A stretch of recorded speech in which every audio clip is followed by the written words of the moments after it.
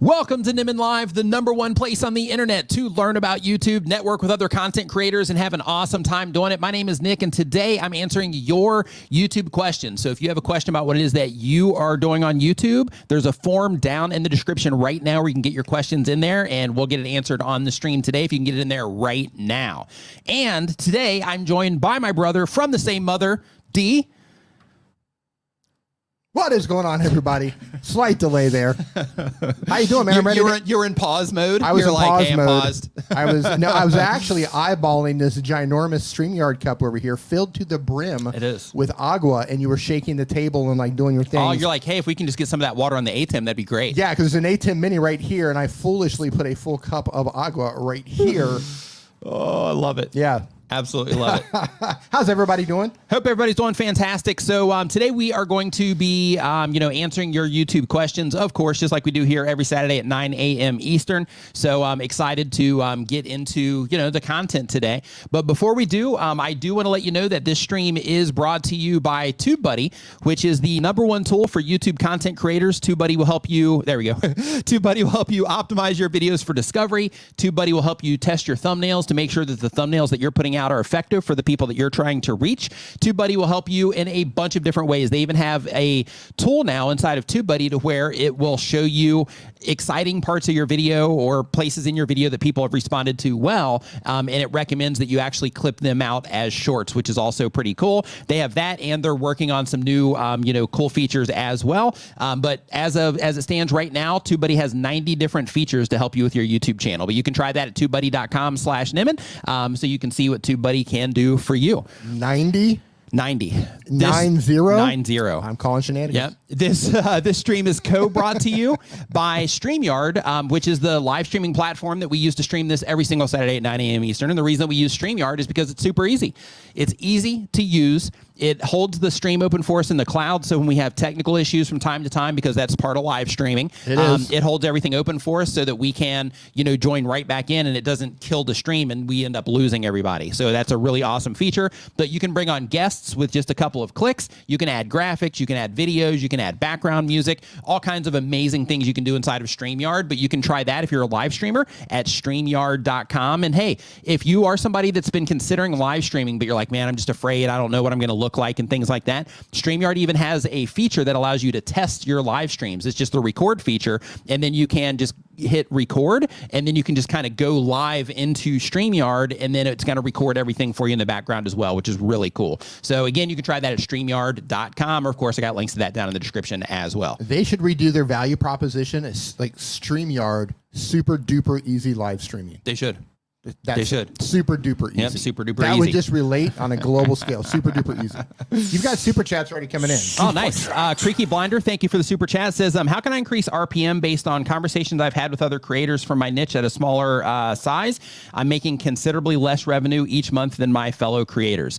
So the very first thing, of course, is going to be making sure that, like when it comes to your CPM and just your RPM as well, you have to make sure that you are considering like where people are watching your videos from. That's going to impact your CPM and RPM, and also the specific things that you're putting out content about. So even if you put out content that is similar, it's going to change based on each individual video. And you can see this across your own channel too, but it's going to change across each individual video, and they might have more videos that are having a higher, CPM or RPM compared to the ones that you're putting out, or the audiences that are viewing theirs are in countries that have higher ad rates, and things like that can, cause the difference there. So when it comes to increasing it, of course, making sure that your videos are going in front of the people that you want to see them, making sure that you are going into your analytics because they show you your CPM and RPM information there. But going into your advanced mode, you can actually sort by CPM and by RPM for the selected date range. So you can actually go in there and you can see topically the videos that typically end up generating more revenue for you in terms of a CPM or RPM. And then you can, make sure that you're adding, those types of things to your content when you're putting it out. in order to, increase things that way. Of course, super thanks is going to increase your RPM. It doesn't impact your CPM because that's all ads. But in terms of your RPM, if somebody gives you a super thanks, that's going to increase it. If you live stream and you get super chats, that's going to increase it. So, so the main thing though to think about is the people that are watching your videos, where are they watching from, and are they mostly top tier countries in terms of ad rates there? So that would be the very first thing there. And the second super chat that we have today is from Australian Outdoor Man. Thank you for the super chat. Appreciate it. Says, love your work, mate. Thank you. Glad that you are enjoying the content. And Tube Spanner, Danielle, thank you for the super chat as well. Says, I did a live stream last week where all I did was record a clock for an hour. It was amazing watch time. I like that one. That's a good one. Tom Nash. Good. Tom Nash, what's up, dude? Hope that you are doing fantastic. Nice to see you in here. Shark Scrapper, nice to see you here. Hope you're doing awesome. My man, Pixie Dust Traveler, nice to see you here as well. Hope everybody's doing fantastic. Hope everybody's doing great. I'm doing great. Are you doing great? I'm doing great. All right, I've got good. coconut water with me Good. today. Oh, yeah, you're doing awesome. Coconut water and water. Yeah. I'm going to be super hydrated, Yeah. where you're going to be just breathing, your gills Gilling. are going. Gilling. Yeah. You're going to be gilling over there doing fish stuff, and I'm going to be hydrated. So you say, so really quick, Creaky Blinder says, interesting, USA is my biggest viewership and I haven't live streamed for over a month. Yeah, that's cool. But make sure you're also looking at like historical, like any videos in your archive and things like that as well, because, your entire channel, everything is going to impact that RPM if you're not looking at it at an individual video level. Zaggy DK, what's up, dude? Hope you're doing awesome. So our very first question today, we're going to go ahead and just jump right into it. Get into it. Our very first question today is from Greenlight Africa. Greenlight Africa does construction projects in Africa. The goal of the channel is to make money. The question is, hey, Nick, I'm so confused at the moment. I made a video on a broader topic in my niche, and this video went viral with over 700,000 views in 6 days. What should I do at this point? Keep making broad videos on my channel or just go back to my regular?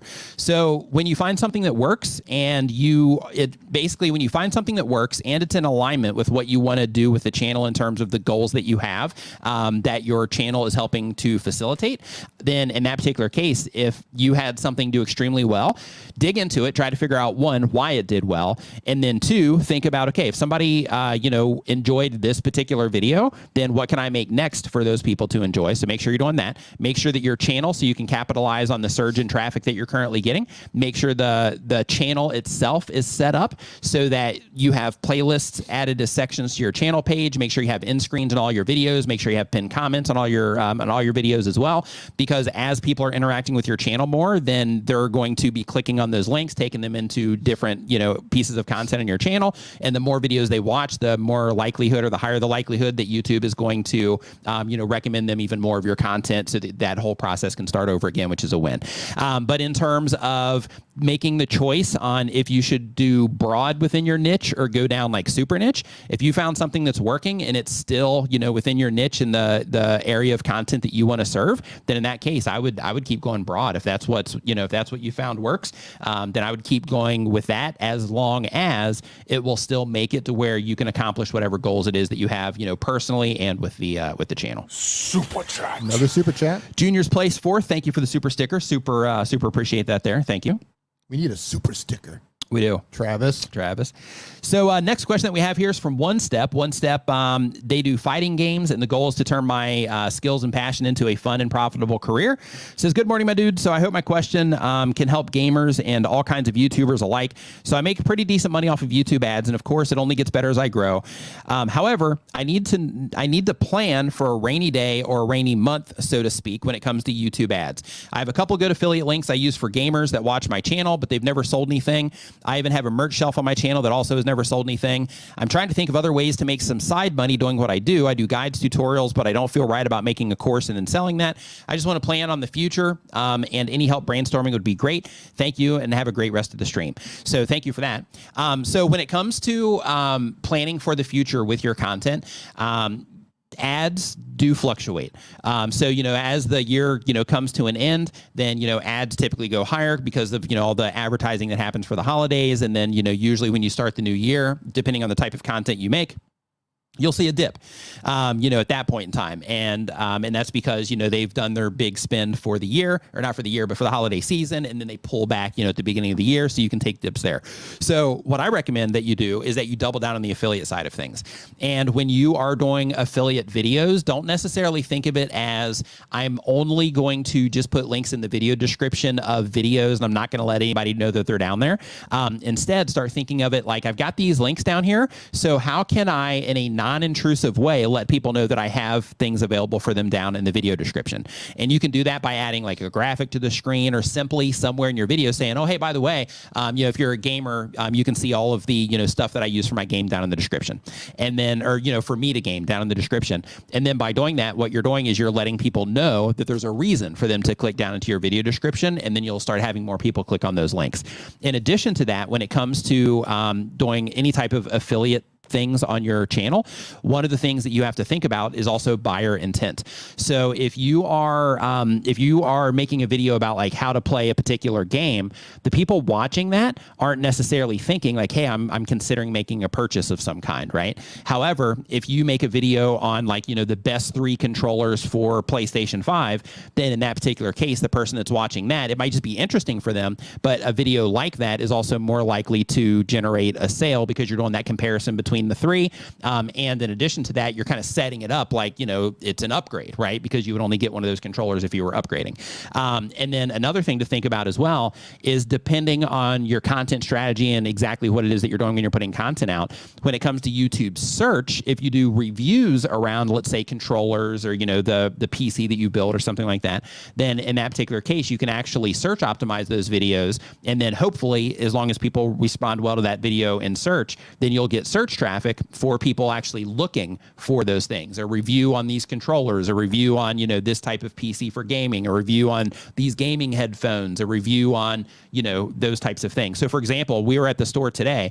Dee was picking something up and I noticed that store had the Sony H9 headphones. So that was my first time seeing them here in Thailand. So I was like, oh, hey, let me check these out because they're, from Sony. They look like the, new PlayStation, all that. So let me, go check them out. The first thing I did is I was like, okay, so they have these here. And I hopped on Amazon and just looked at a quick, a quick list there for the reviews, just to see like the response that they had. But if I had more time and if I was considering buying those, my next step would be I'm going to hop on YouTube and I'm going to watch some videos on YouTube and try to figure out, just some insights that people have had after like using them for a bit. And I'd watch videos about them and see if there's anything special they do and stuff like that. So in order to find those, I would actually go to YouTube search and I would type in Sony H9 gaming headphone review, and then any of the videos that popped up there would be the ones that I would watch. And if I decided like, hey, this sounds pretty good, then I would click on the link in the description. That would probably go to Amazon, and then I would end up buying the headphones there. So in terms of, the intent of the person when they're interacting with the content, that's also going to make a big difference on the amount of sales that you're able to make. You also need to make sure that you're thinking of the relevance, and this applies to everybody here. Think of the relevance of what it is that you are creating content for to the links that you are making available. So for example, there are a lot of things that YouTubers do. It's a great place to start, but it's better than doing nothing. But what a lot of content creators will do is they will put out a list of links in their video description. That's nothing but the equipment they use. But the funny thing is, a lot of people that do that, the people that are watching their videos, they're not content creators. So they have those links down there, but not a lot of people are clicking on them because they're not relevant to the viewers and, the people that are interacting with the content. So when you make sure that everything's aligned in terms of, the things that are in my video description are a perfect fit for the people that are interacting with my content, that's where you start getting more sales as well. So getting a little bit more aggressive, to make a long story short, getting a little bit more aggressive on the affiliate side. Yeah, getting a little bit more aggressive on the affiliate side would be the thing that you would want to do in that case.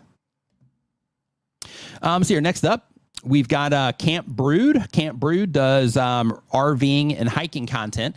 The goal of the channels to become a better storyteller and help others. The question is, I had a video do well to start, but has gotten 0 views lately and is no longer a top ranking video with search. What are the pros and cons of re-uploading a video with a different intro, hook, title, and thumbnail? That would actually be, if you had a different intro in there too, then it would be a different, video of sorts. But it says, I think the packaging was a little off and I want to try a different title, thumbnail, and intro and hook. Also want to keep the original video public and see if it gets traction later. Any concerns? Well, the concerns is the entirety of the video, with the exception of the intro, would be the same exact video, so you could run into issues there. So I don't recommend doing that. I also don't recommend like taking down a video that didn't perform and re-uploading it. YouTube actually frowns upon that, and according to something that someone that works at YouTube said, I believe it was last week, doing that type of thing can also get you spam penalties as well, which then can get you a community guideline strike. So you want to avoid, trying to game it by, doing what it is that you're talking about there. Instead, make sure that you put the thought into what it is that you're doing beforehand, right? And also understand, sometimes when you publish videos, they can also take a little bit of time to get life as well. So sometimes, Dee and I were talking about this today too.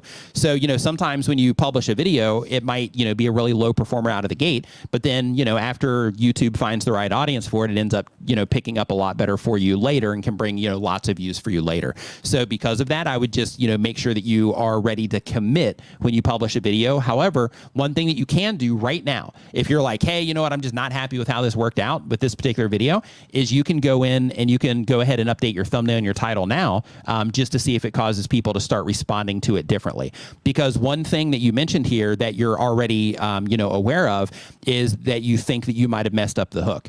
Well, the hook is like part of the hook technically is also your thumbnail and title, because your thumbnail and title creates the expectation for the viewer on the way into the video.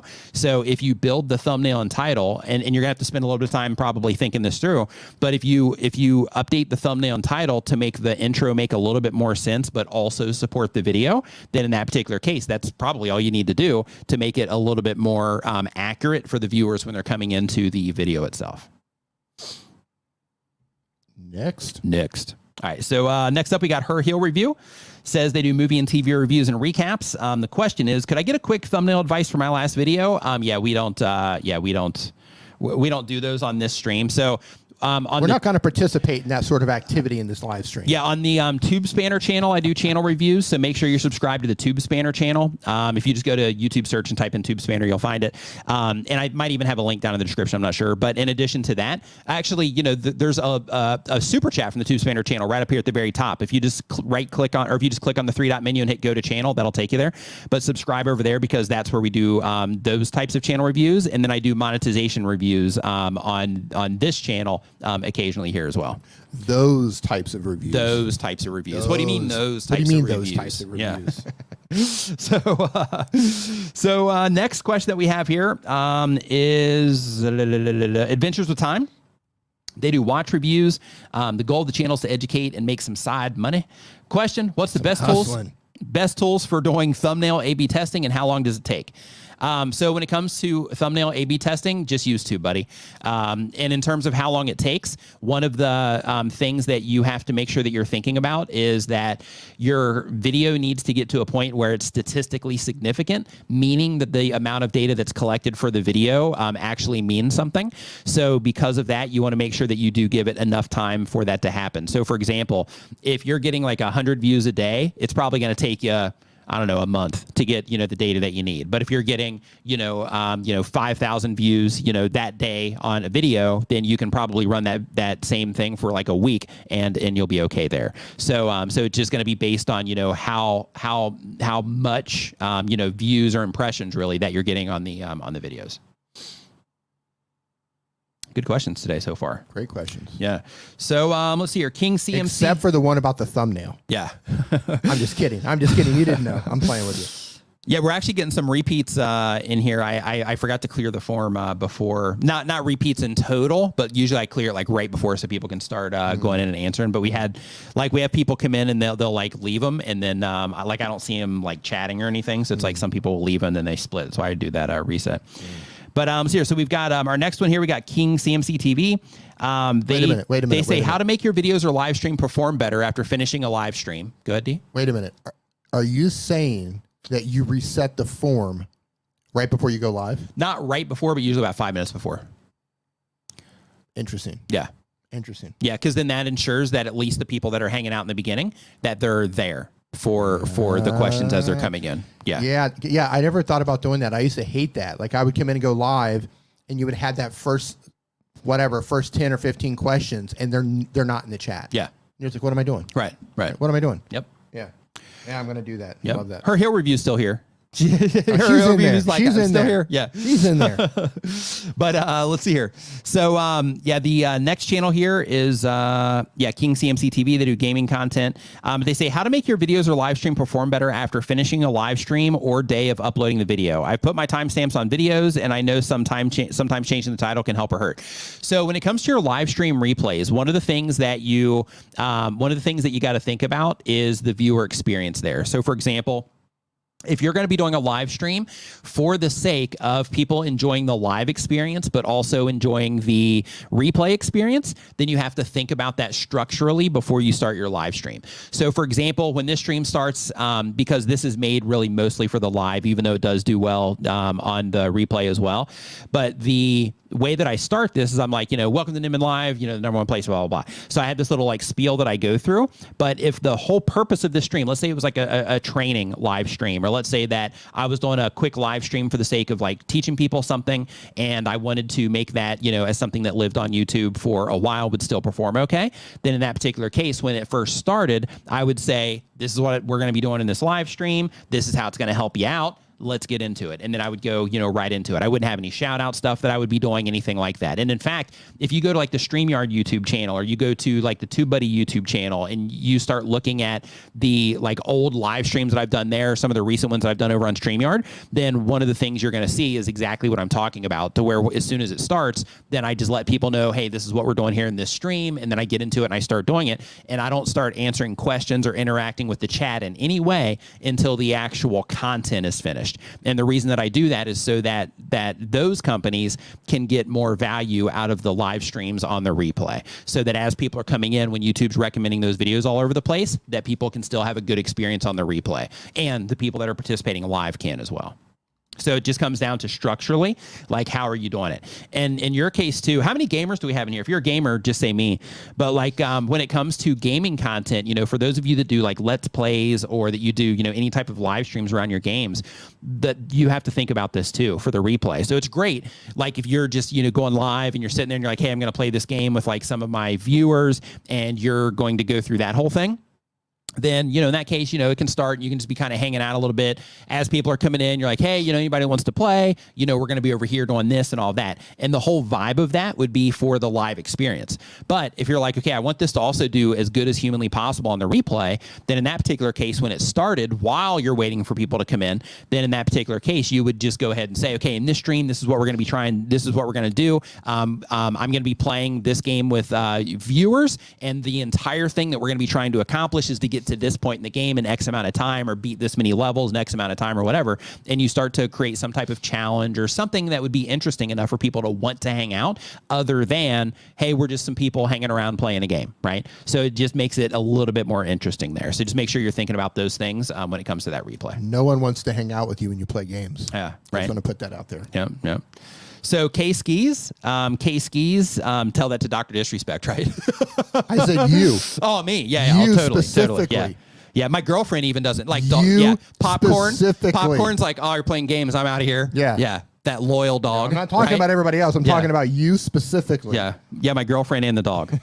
No, I'm just kidding. So let's see here. So next up we have K-Skis.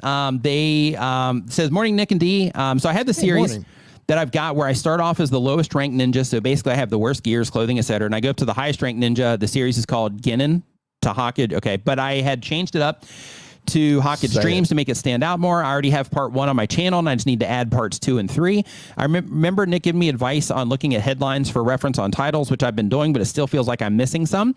So my question is, would I need to change my titles, or should I have not changed my series from the Dreams and then stick to Jin and to Hawkage Revamped?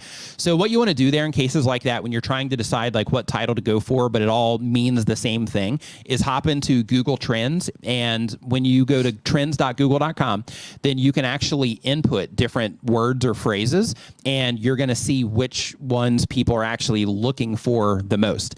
And the reason this is important, even if you're not trying to get videos to show up in search, the reason using that idea is what you want to do is because it helps you write your titles in the way that the people that you are trying to reach are thinking about what it is that you're doing. So then that way, when they see it presented to them on their homepage or, you know, suggested or in their subscription feed or wherever, then you're actually presenting it to them in the way that they're already thinking about it, or at least the way that most people are thinking about it as it relates to that particular game. So that would be the step that I would take for that. Power Purpose, what's going on? Hope you're doing great. Next question. Just add more butter. Love that. Do they have like a Patreon? I want to sign up to that immediately. Baking and cooking is the type of channel. The goal is income. The question is, when it comes to baking and cooking channels thumbnails, I currently include the name of the food in the thumbnail itself, but also in the video's title. Is that too repetitive? I'm also starting to wonder if having the name of the food in the thumbnail is taking away from some interest or guesswork of what's that when people see it first. Should I not include anything but a picture in my food thumbnails? I recommend you test it. And when you test it, all you have to do is just make 2 versions of the same thumbnail, and then you can you can do the A/B testing tool inside of TubeBuddy, or you can do it manually. When you do it manually, all you have to do is you have to make the change, and you have to track. You have to sort by date range, of course, and then you have to make sure that you are tracking how it's doing on each individual traffic source, and then just figure out which one ends up performing better for you for the date ranges that you select. So, for example, run one version for a week, get all the information from that, put it in a spreadsheet, and then run the other one for another week, get all the information from that, put it in a spreadsheet, and then, you know, compare the two, and then that'll let you know, which one, which is the better way to go for that video. And then you do that same exact experiment on a few more videos, and if you find that, hey, it seems like most of the time when I do this, if I do it without the text, for example, that people respond better, then in that particular case, that would be the way to go into the future in doing them without the text on them. Yeah, and I want to add to that, I wouldn't just test it like on a single video. Like it could be something, a complete fluke. Like test that over a series of videos and look at the data collectively instead of making a decision off of one video. Totally. The Opinionated Idiot, thank you for the super chat. I almost feel bad saying your channel name. I'm going to report you. Hey, D, here's the Opinionated Idiot, right? Yeah. So says Nick, my subs report that they don't get notifications when I go live or drop new content. My subs tell me all notifications are turned on, but still don't get the alert. Reasons for this happening. So what you want to do is you can actually go into your analytics. You can see the amount of people that have rang the bell, and then you can also see the amount of people that the notifications have went out to, and then you can also see the amount of people that were able to receive the notifications. So what you want to think about when it comes to that is when people give you that type of feedback, it's like, sweet, thanks. But in addition to YouTube sending the alerts, they have to be able to receive them. So you say my subs tell me that all their notifications are turned on, but you'll be able to go into your back end of your YouTube channel and you'll be able to see if that's legit or not. Because sometimes people will say those sorts of things. That's why you never want to, like, you always want to take input.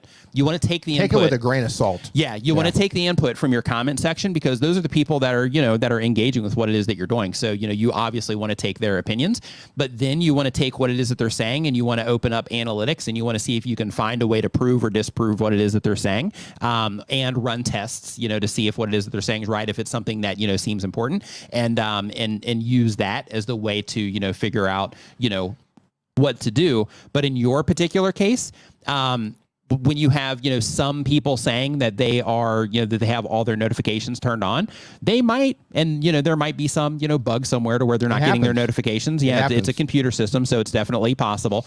But if you go into your analytics, it'll paint that picture for you and show you that most people just don't have the ability to even receive the notifications. They have the ability, but they have them turned off.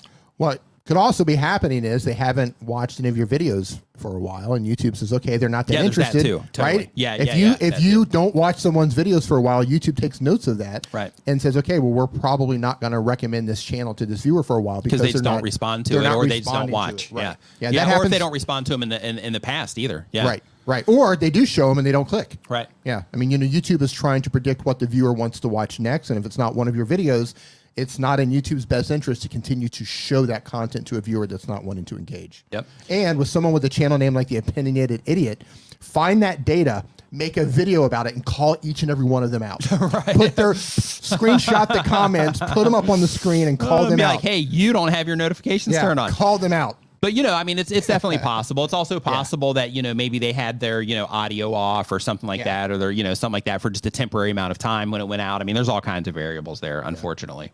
Do I sound quiet to the people in the chat? I don't know. Do I sound quiet as well? No, you sound really loud on my headphones, but when I speak, I sound like super, super quiet in the headphones, which is I'm weird. not sure. Yeah, sounds really quiet in the Is one of these going through a cloud lifter and the other not? Nope. Oh, okay. They're both being processed the same. No? Okay, looks like I'm fine, I guess. All right, good. Yalad Mitch says that they talk about gaming news.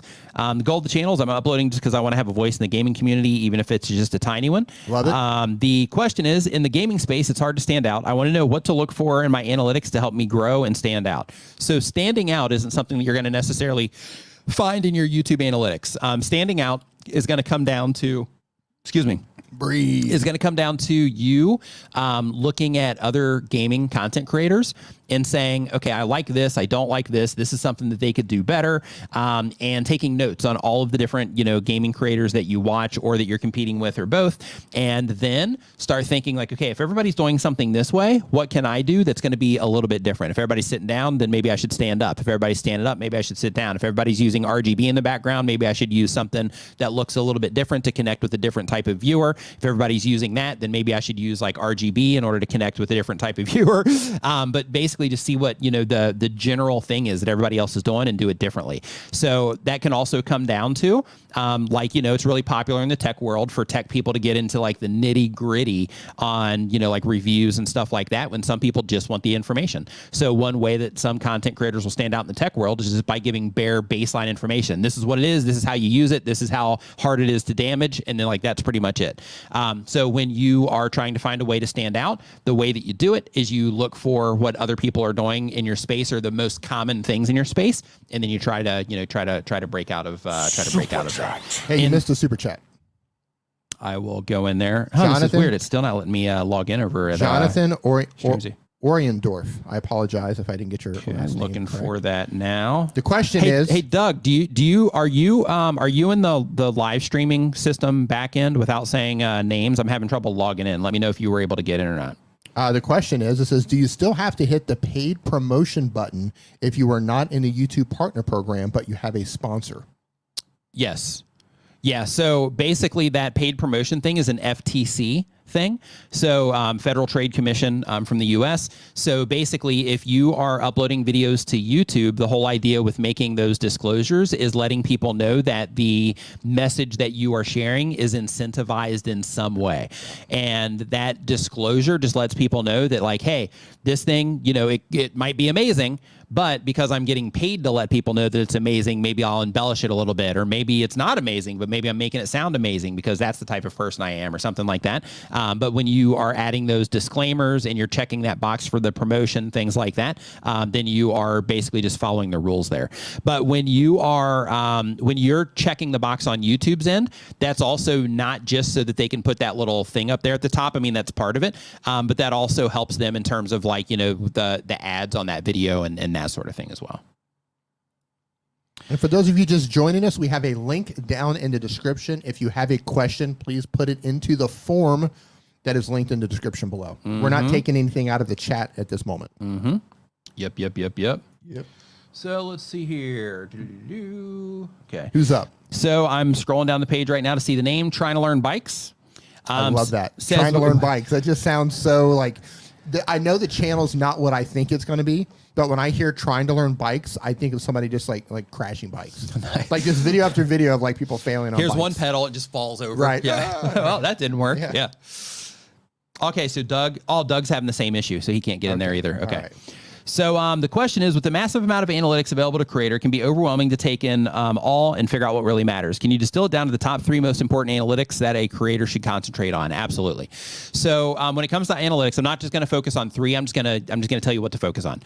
So 1, you need to look at the click-through rate that you are getting compared to the amount of impressions that YouTube is showing. Basically, what that is essentially your conversion rate for getting people to click when YouTube shows your content to somebody on the platform for more than a second. Your ability ability to get them to click on your content. If you can't get people to click, then nothing else can happen on YouTube. So that's the very first one is the click-through rate compared to the impressions. The next one is, of course, your audience retention. So when it comes to your audience retention, you want to look at absolute audience retention. Your absolute audience retention is how people are responding to your video second by second. It's a graph that they show you, and you use that to look for pain points in the video. So if you see that you're doing certain things in your video and it's causing people to leave, then those are things that you need to take note of and try to avoid, or try to present in a different way, or whatever the thing is when it comes to future videos. As another part of that same audience retention report, you also have relative audience retention. Relative audience retention is how your video is performing in terms of watch time relative to other videos of the same length on the platform. So by using those two things, it helps you understand how people are responding to your videos and how competitive your videos are with others. And then the next thing you want to start looking at is your your in-screen click-through rate, because you want to try to get as many people as possible clicking on your end screens. So you want to see, as part of your audience retention, how many people are actually making it to your end screens, and then once they get to your end screens, how good are you at converting people into clicking on your end screens? The reason that you want to do this is because by getting people to click on your end screens, it's taking them deeper into your channel, which means that you're just stacking up watch time essentially, which then is a really good sign to YouTube that people are really enjoying your content. So if they watch one video in its entirety, they make it to the end, they click on your end screen, and then they start watching that video, and let's say they watch that video in its entirety, that's a really good sign to YouTube that that particular viewer has really enjoyed what it is that you're putting out, and therefore you're going to increase the likelihood of that viewer getting recommended more of your content in the future. In addition to that, you want to make sure that you are also paying attention to. This isn't something to necessarily like obsess about, but you need to pay attention to it. The amount of subscribers that are watching your videos and the amount of people that are non-subscribed that are watching your videos. The thing that this shows you is, one, with your channel, how often are you bringing people back? That's another satisfaction signal for YouTube. Like if you can keep people coming back to your channel, then it shows YouTube that, hey, people are really enjoying what's happening here, right? So you want to make sure that you're looking for that, but you also want to make sure that you are looking for new viewers as well, because if you're only serving your subscribers and almost everybody that's watching your videos is only your subscribers, then it really limits you for channel growth in terms of subscriber counts. So, and then, just blowing up the channel, over time. So you want to make sure that you are pushing into new audiences with what it is that you're doing as well. So you want to make sure that you're keeping track of that also. So if you do those things and you focus really hard on those, then that by itself will be enough. Of course, you can get into the nitty gritty. You can go into traffic sources reports to actually pull some of that information as well in terms of your click-through rate. I should have actually mentioned this when we were talking about click-through rate. Instead of looking at the upside down triangle thing that YouTube shows you, what you want to do is you want to go in, you want to look at your traffic sources report for each individual video, and you find that by going into your analytics and then clicking into advanced mode up in the top right-hand side of the screen. And then once you're in there, click on the tab that says traffic sources, and then you're going to see the impressions to click-through rate and the watch time or average view duration that you're getting for each video, and you can add other metrics to it as well. But when you look at the traffic source report, that can also help you identify problems. So for example, if you notice like, hey, people are clicking on my stuff, like I'm getting tons of search traffic, people are responding really well there compared to the impressions I'm getting. But like home pages, it's like a ghost town. Nobody's coming in from there. Then what that tells you is that maybe if when people are looking for what it is that you have, you're packaging it up in a way to where you're able to compete with just the people in those search results, but you're not doing a great job competing on home pages. So that could come down to the topic. It could come down to, how you're actually presenting the content. But when you identify that, it tells you, hey, there's an area here that I need to work on. So in that particular case, if your browse is a ghost town, then that tells you like, okay, I need to work on being more compelling. Maybe I need to simplify my thumbnails a little bit. Maybe I need to focus the viewer's attention to my thumbnails a little bit harder on, a specific thing in the thumbnail instead of making them, like all messy or something like that. But when you are digging in that way, it helps you, better understand overall what's happening with the channel, and it helps you be able to identify pain points in what it is that you're doing as well, so you can patch them up. So those are the things that I would focus on. Let's see here as we go. What's next? I can hardly wait. Yeah, I know, right? So the next question that we have here on our list is Inspiration and Beyond. Inspiration and Beyond says they do inspirational content. The goal of the channel is to make someone have a better day and inspire them in any way that I can. What a cool mission. That is a cool mission. Right? Putting positivity out there in the world. God knows we need more of that. Yep. The question is, should I add thumbnails to my inspirational shorts? So when it comes to your shorts, the only thing that you can do is select a thumbnail at the time of upload. So you can't add thumbnails to them anyway. All you can do is just select the option to pick a screenshot. But yeah, pick that screenshot because you knowing what it is that you're trying to bring attention to compared to YouTube trying to figure it out, definitely something that you should be doing. If you're like, hey, this would be a really good thumbnail for this, that's definitely what you want to do. Travis is in the house. Travis MVP. What's listen, up, dude? Travis. Listen, no pressure, but when you have pressure, this is pressure. When you have an opportunity, super chat. When you have the opportunity, super sticker would be greatly appreciated. It would. Greatly appreciated. And not asking for handouts, willing to pay as well. Willing to pay for it, yeah. But when you have time. So he says, figured I'd put my new channel idea in the form. Can't wait to see what you have to say about it. Oh, nice. Looking forward to getting to that. He says, done. Appreciate you, man. Awesome. Thanks, man. That's what's up right there. Look at that. Poop Scoop for Noobs is our next question here. They say the goal is to become the definitive resource for other scoopers. And the question is, when should I double down on a video or topic that's performing well on my channel? And why doesn't this affect the performance of the original video? So in terms of doubling down on a topic that's already performing well, you don't want to necessarily repeat the same exact video, but instead you want to find a variation of that video that would still add value to the people that you're trying to reach with your content. That's how you would actually do that. So then by doing that, you're able to reach people that are, still thinking of that idea or maybe even looking for that idea. But you're able to, present it in a different way because it would be, a different video that would be a little bit different than what it is that you offered before. Next. Hey, Renee. How you doing? Ooh, Travis also gifted membership. Artist Haven, what's going on? Got Tish in here. What's going on? Hope you're doing great. Squared Phoenix Gaming. Hope you're doing great. So next up, we got Huffy T. Huffy T uploads every other day. They have a gaming channel as well. The goal is to be a content creator full-time job. And the question is, when you look at my channel and the thumbnail is attractive, and if my intro in the video is interesting enough, or should I change something? So we're not looking at channels during this stream today. We have dedicated streams for that stuff. Tell them how they can figure that out on their own. That's an important thing.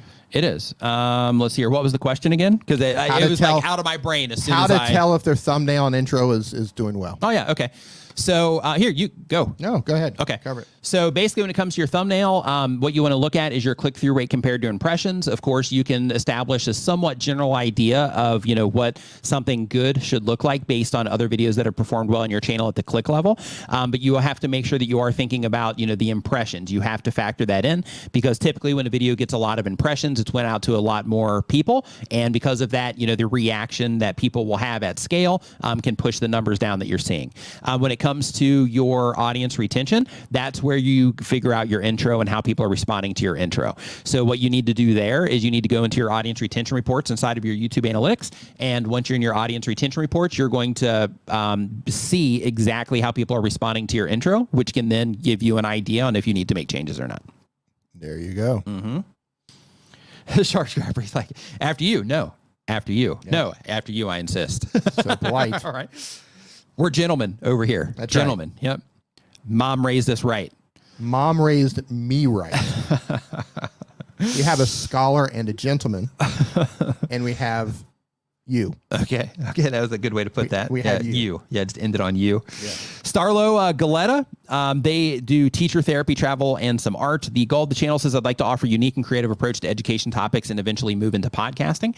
And the question is, I make mostly teacher therapy shorts with funny visual perspectives in a reaction format. I've recently started driving for Uber Eats as my side hustle. Is it a good idea to add shorts of ride-alongs with Uber Eats along with my teacher therapy videos? I wouldn't, unless you had a teacher that you were giving a lift to. Then in that case, maybe you'd want to talk to them in some capacity, get their permission, and then use that. But really, if you are going to start doing ride-alongs, that would be content for a different audience than people that would be into, teacher therapy. Because teacher therapy, I'm guessing it would be teachers or people that have relationships with teachers in some way, be it their, mom or dad or their significant other, whatever.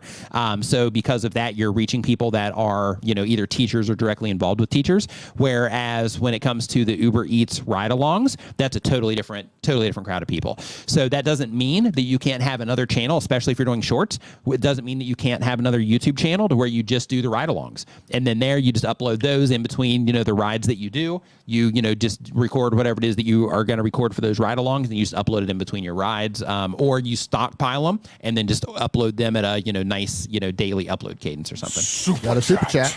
Clover Tack, thank you for the super chat. Says, no question, just a thanks for what you do. Hopefully people are listening and taking notes. YouTube is hard. You got this, guys. Thank you for the super chat. Thank you for the encouraging words for everybody here that is in chat. And speaking of taking notes, so one thing I do want to remind everybody of, if you are a Tube Spanner user, make sure that you get your notepads out. I forgot to say that a little bit earlier, but make sure you get your notepads out so you can go ahead and take notes. If you're not familiar with Tube Spanner is a YouTube tool that helps you in a bunch of different ways, from script writing to interlinking your social media accounts, and also taking notes on videos like this that you can come back to later. So if you want to check that out, you can just go over to tubespanner.com and check that out as well. Can we just come to an agreement here for a second? What's the agreement? If you're going to put this graphic on the screen. Yeah. Don't put it over you? Yes. But I'm putting it on there. So yeah, I'm like, okay, how can I hide D? Give me a heads up. Yeah, I'm like, how can I hide D? I need a heads up because this is awkward. Yeah. This is suffocating. I'm like, yeah, how can I hide D so that people don't see him when they come into the stream? That's what I'm trying to do. It's suffocating. Yeah. Today. I didn't shave my neck today, so if I'm embarrassing you, I don't apologize. I'm just being who I am. So anyway, let's see. Help. So Help. Coastal Diva is the next question on the list here. Help. They do shopping for coastal decor and occasional item revamps. The goal of the channel says, I love hunting for pretty decor that people can buy for their home. Would love to make some income from it. The question is, can you please discuss how to upload into different platforms so I don't get a copyright hit for uploading my own videos in different places? Should I just share a link instead? So when it comes to Great question. It is a fantastic question. Never been asked before. It's a first for here. So when it comes to uploading to different platforms, what you want to make sure that you're thinking about is just the rules of those platforms. So for example, let's say that you're uploading to YouTube, then in that particular case, you want to make sure that you're not adding like hashtags to titles and things like that, because that's a really common thing when it comes to TikTok and maybe some other places. But when you're uploading to TikTok, then in that case, structuring titles in that way is something that you might want to do. So when it comes to uploading to other platforms, it's okay to make one video and upload that to multiple platforms. That's totally safe and that's okay. But the thing you don't want to do is you don't want to upload to multiple YouTube channels, because then you're doing duplicate content on a bunch of different YouTube channels, which can be seen as spam. So because of that, you want to take one individual video, upload it to YouTube, upload it to TikTok, Instagram, anywhere else that you want to upload it to. And then you should be good to go from there. Yeah, and then unless you're uploading like something that you've taken from a TV show or a movie, then they just put those up 1 million times on YouTube. Right?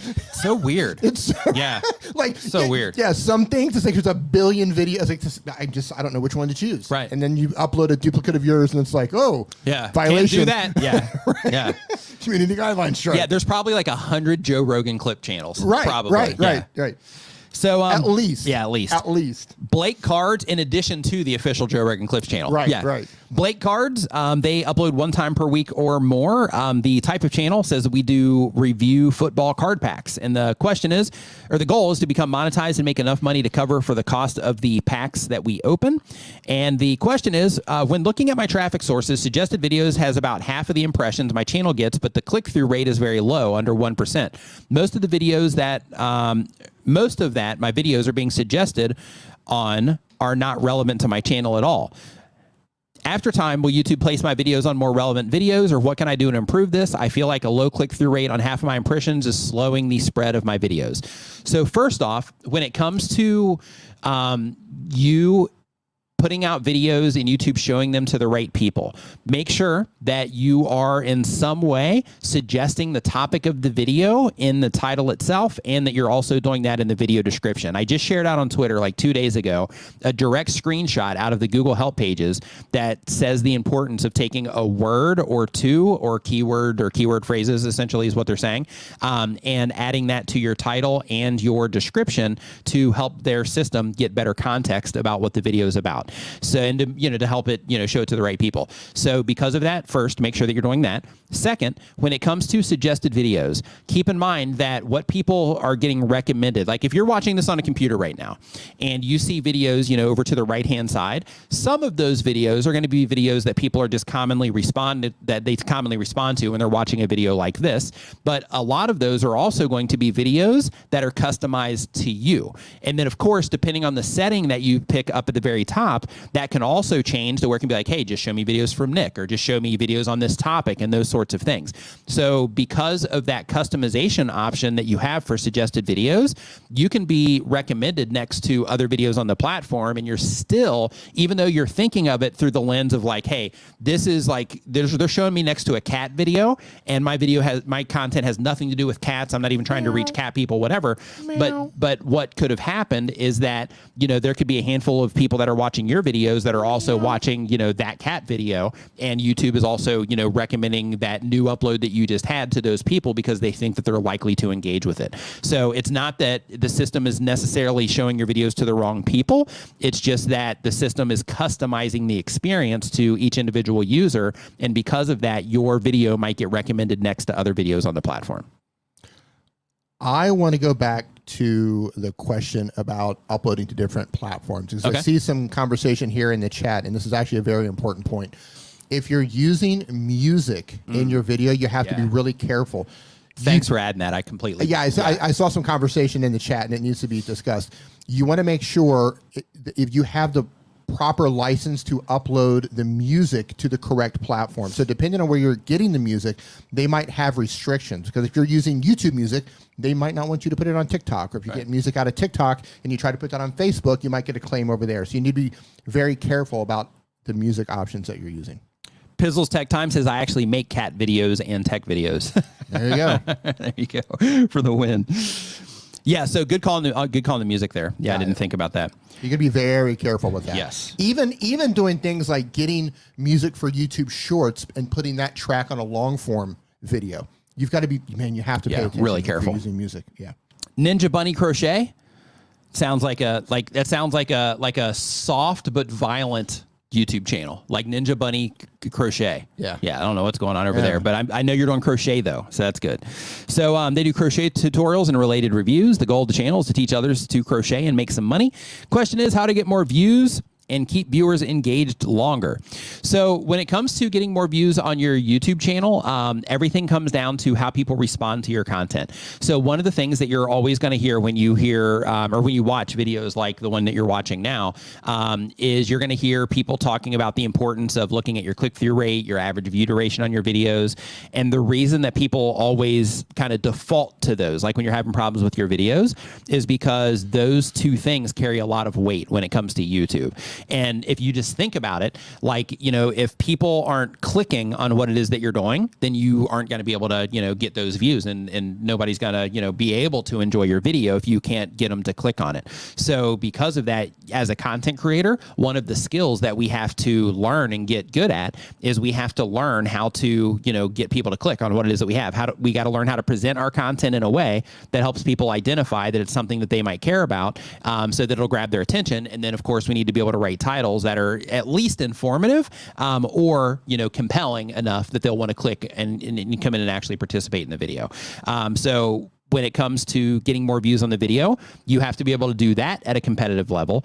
And then from there, when people are interacting with the content itself, they also have to have an experience there that's also competitive, because everything on YouTube, it's response-based and it's prioritized towards the viewers and the experience that they're having with your content. So what you have to do as a content creator, the ultimate goal is you have to learn how to get them to click on your content and get them to enjoy the content once they click on it. And by enjoy, what I mean by that is they need to watch it for, a fair amount of time. In some cases, maybe some of the people are liking it or commenting on it or sharing it or, whatever. But the system has to be able to detect like, hey, when people come into this, they're enjoying this content. And when that happens, then your videos are going to start getting shown to more people. And as long as people continue to respond positively, then you continue to, get views on those videos. But if YouTube is showing your videos to a nice handful of people and nobody's clicking on anything, then right there, like that's as far as it can go. Because after, a little bit of time, what's going to happen is YouTube's testing your video. Hey, let's put it here. See people respond here, respond over here. And if it's not, being competitive in terms of how people are responding to it, then other videos in the queue that are there for that particular audience as well, those are going to get prioritized and yours is going to, be deprioritized. That doesn't mean it's going to stop getting impressions, and it doesn't mean that it's not going to do well long term or, that it's going to suddenly take off, 3 months from now. It just means that, when you are publishing the video, I just lost my train of thought, D. That's what I'm talking about. Well, we are trying to pull that back. Yep. I'm going to go backwards again and talk about that music again because somebody asked a very important question regarding uploading to multiple platforms. And they said, what if I use original music? That means music that the creator made. Here's the thing about that. If you are an original artist, and I'm sure half of you in here who are making music have probably come across this already, you need to upload that song as a test on all the different platforms first to see if their internal system checking for copyright issues confuses your song with another song. For example, YouTube has Content ID, where Instagram and Facebook, they have something called Audible Magic. TikTok, I don't know who TikTok is using, but TikTok, in my experience, makes the most mistakes. I would say Facebook and Instagram probably makes the second amount of mistakes. The mistakes that TikTok makes on confusing music is unbelievable. Interesting. I could make an entire video series just clowning on TikTok for the mistakes that it makes for music. Wow. Yeah. So we've uploaded all of our Creator Mix stuff up there, and it will confuse like a lo-fi song. And it will say, oh, it's this song. And then you track that song down, and it's like it will be like a chill lo-fi song. And then they'll confuse it with like a high tempo, like EDM track. Oh, wow. Just insane mistakes on TikTok. So heads up on TikTok, original musicians out there. Yeah, and really quick, to get back to the thing on getting more views, just remember that everything on YouTube is response-based. So because of that, you just got to learn how to get people to click and get people to enjoy the content. And there's a lot of nuance in those things. So just understand, like if right now, if you're like, hey, I'm having a really hard time getting people to respond well to this content, just keep in mind it's part of the journey. So don't look at it like, oh my gosh, I can't get people to respond and I've been on YouTube for, 6 months. Don't even like worry about that. Just keep with every video, keep thinking like, okay, they didn't respond well to this one. So why do I think they might not have responded well? Let me try something different with the next one, see if they'll respond better to that. And you just experiment. So the one of the things that you don't want to do, especially if you're getting started, is you don't want to like pick something like, let's say, a thumbnail template or like a certain way that you're doing things and just commit.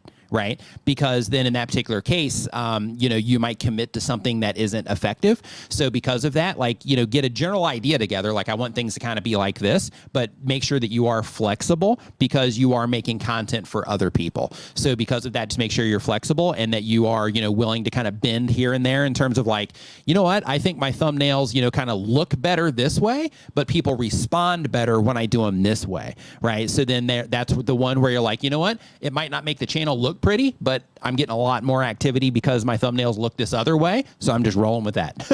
Right. So just, take that approach, but hang in there though, because the, like the learning curve on YouTube, especially if this is something that you've never done before, like in terms of never made videos before, never tried to like, grab somebody's attention through an image, never tried to, get somebody to compel somebody to click on something using text. There's a lot involved with that. Some people, they'll tap into it, innately, but for the rest of us, like it's just a process that you have to go through. So I'm going to go backwards again here. Hybrid Steel says something. He's driving like I'm just talking about me. He's like rolling through the rear view. Yeah. Yeah. Well, I'm just watching the chat. It's just interesting conversations going on here in the chat. Hybrid says, I've used Streambeats and I got hit with a copyright. Some low-life company. I love, Mike, I love how you put that. Yeah. Some low-life. You guys should hang out. I know. Yeah. Me and Mike would be buddies. Some low-life company tried to copyright free music from another creator, basically. Yeah, so what he's talking about there, and this happens to everyone who provides music, some low-life companies and low-life people will steal music and re-register that music through other distributors and then come back and try to claim people who are using music. There's like a whole scam system in place across the platforms, and it's unfortunately something that's really difficult to police. So yeah, it unfortunately happens. So really quick, what would you recommend for a free beginner's editor without a watermark? So I'm not going to say it's a beginner editor, but a lot of people are really happy with DaVinci Resolve, and this is for Don Juan, I think it is. Yeah, a lot of people are really happy with DaVinci Resolve, but keep in mind it's very complex. That software it I was can just be. gonna say that is not a beginner software. but if you're gonna be doing this though, and you're looking for something that's free, that particular one doesn't have a watermark, so so you can use that. And there's tons of videos. In fact, go look for Daniel Batal. Just go into YouTube search and go Daniel Batal. He's actually started a series on like getting started with Filmora, or I'm sorry, not Filmora, DaVinci Resolve. And he's also done like a shorts series on like, little quick tips for DaVinci Resolve. And he's kind of pivoting his channel in that direction away from Filmora. So I recommend that you go check him out. But a lot of people are really happy. A lot are really happy with DaVinci Resolve. I opened DaVinci Resolve, spent like 2 hours playing with it, and then deleted it. Yeah. No shade towards DaVinci Resolve. I know it's awesome software, Yeah. but it is not intuitive. Yeah. And anyway, kudos to Daniel for tackling that one. Right. He went from like building an entire channel around Filmora to like, I'm going to tackle one of the most difficult. But timing's great though. Like a lot of people are leaving Premiere, a lot of people are leaving Filmora, a lot of people are switching over to DaVinci Resolve. Timing was great, and kudos to him for tackling such a difficult topic. Totally. Yeah. Next up, we've got, let's see here, car questions answered. So they do educating people on the car market and sharing behind the scenes of car dealers. The question is, we're about to move our channel from a personal account to a brand account. Can you tell me what I'll lose in doing this, assuming that I do it correctly? Any warnings that I need? So technically, I mean, you don't even really have to do that. I mean, you can, but you don't even have to do that. Like if you're moving it because you want to like sell it, then in that case, that makes sense. But if you are just needing to give somebody access to, like help manage the channel or something, uploading videos, going in and looking at your stats, things like that. If you go into your settings right now, you have a option for permissions. If you go into that, you click, if you're on a computer down on the bottom left-hand side of your screen, you click onto the settings. It's like a little like gear cog. Click on that. It's going to pop up a box there. And then you have an option for permissions that you'll see in the left navigation there.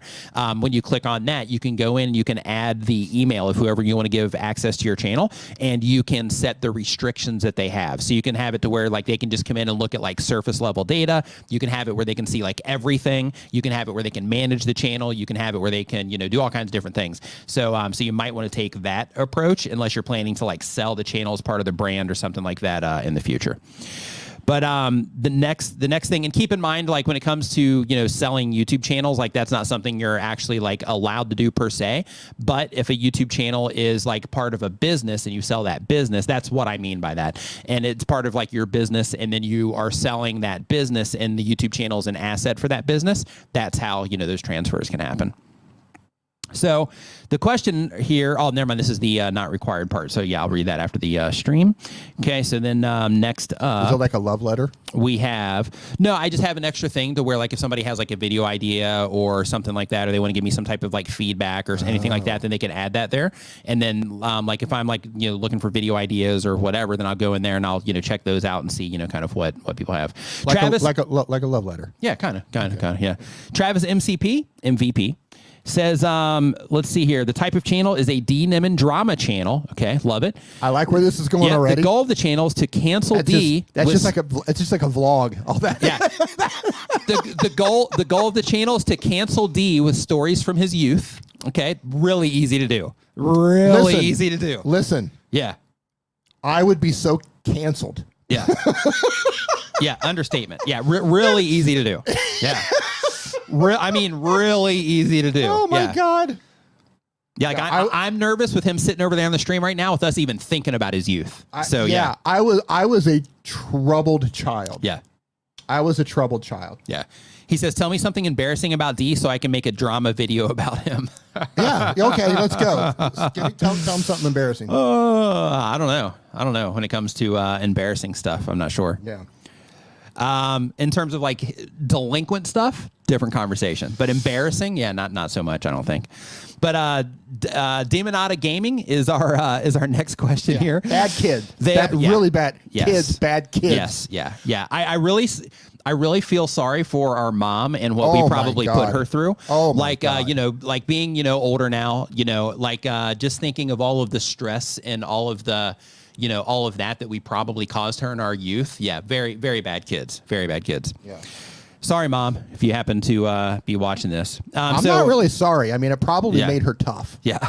Like, Mom, Mom plays Call of Duty, and she probably wins at Call of Duty because we made her tough. Yeah, because of the stress. Because of the toughness. Yeah, she's good at managing stress. So, like, in the moment, she's, like, taking fire. Right. She's running into a bunker. She's taking fire. Yeah. Not even sweating it. Mom can take fire and, like, army crawl out and, like, pull back bodies and, like, treat them.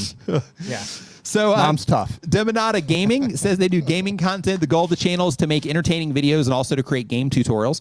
The question is, sound design is so important. However, I seem to be having issues with the sound being different between what I hear in DaVinci Resolve and what is actually uploaded to YouTube, even though I ensured that I mix the audio with YouTube's 14 LUFs in mind. Any thoughts on how to avoid this? So what was the question? If you're exporting it at 14, it should be similar when you're getting it in there. Make sure that you have the right audio codec. So when it comes to, let's see here, I think it's recommended YouTube audio settings, maybe.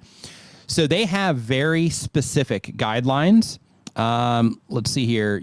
I'm going to drop this in here. They tell you like the audio container and like all kinds of stuff here. So I'm going to drop this here into the chat so you can have this. But basically, it's YouTube's recommended upload encoding settings.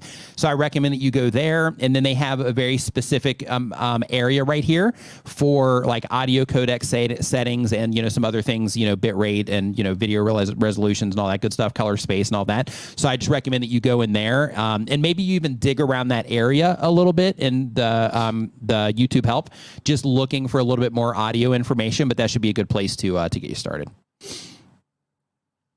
Next up on our list, we've got the Power of Purpose. Power of Purpose. They do well-being and motivation content. The goal of the channel is helping people create meaningful lives for themselves. Man, there's all kinds of like positivity coming out of the forum today. This is great. I know it's like positivity coming from that, and now I'm just like having flashbacks of my youth. Of what a deviant child you were. Do you realize that we used to shoot real bows and arrows at each other? Yeah, BB guns. We used to have BB gun. You know what? Bow and arrow, like we legit, like real bows and arrows. What were we thinking? I'm not sure. I don't know how. Seriously, the group I don't know how we survived. Me neither. Like legit. I don't know how we survived. Yeah. We like shot real bows and arrows at each other. Mm-hmm. Shot each other like we BB guns too. Yeah, BB guns were like a big headshots with BB guns. Mm-hmm. We used to put like high-powered firecrackers in apples and throw them like grenades. Yeah, like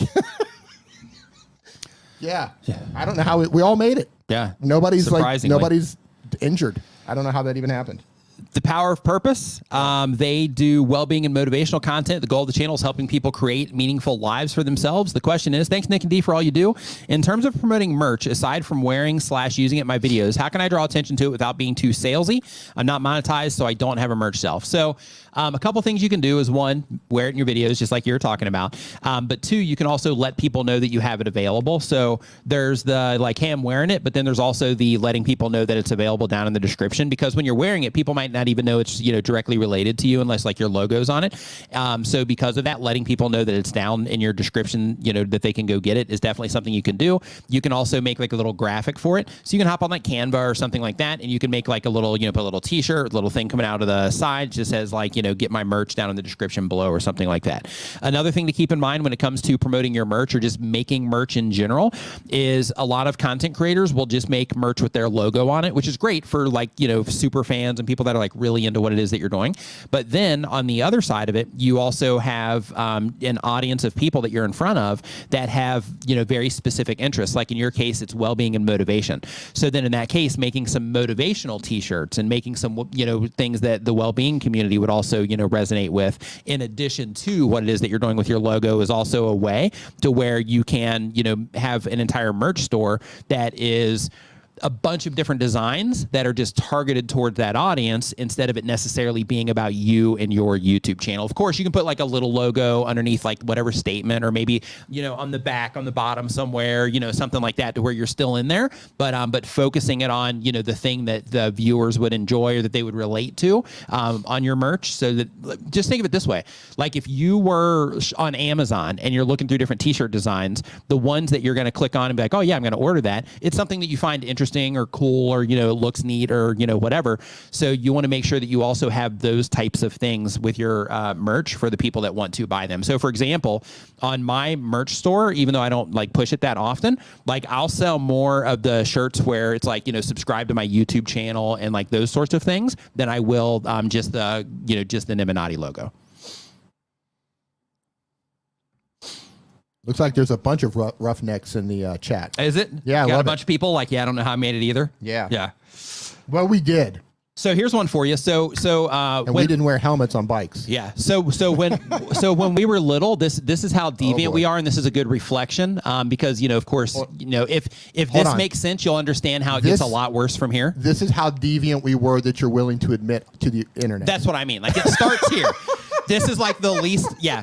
Like this one isn't even a big deal, but it shows like the mind state, right? So when we were little, you know, everybody loves Christmas. Not everybody, but you know, most people like Christmas. I don't love it. So around the holidays, you know how people, you know, put out their Christmas lights and stuff. Oh, so one of the things, deviant at all. It's not, but it's the mindset. The mindset's the important part here. I still do this. So I know what you're going to go. I still do it. So what we would do is we'd go around and we would unplug Christmas lights of, you know, people around our neighborhood. But instead of, you know, like on the little string lights, not the big ones that you unscrew, because we do those too.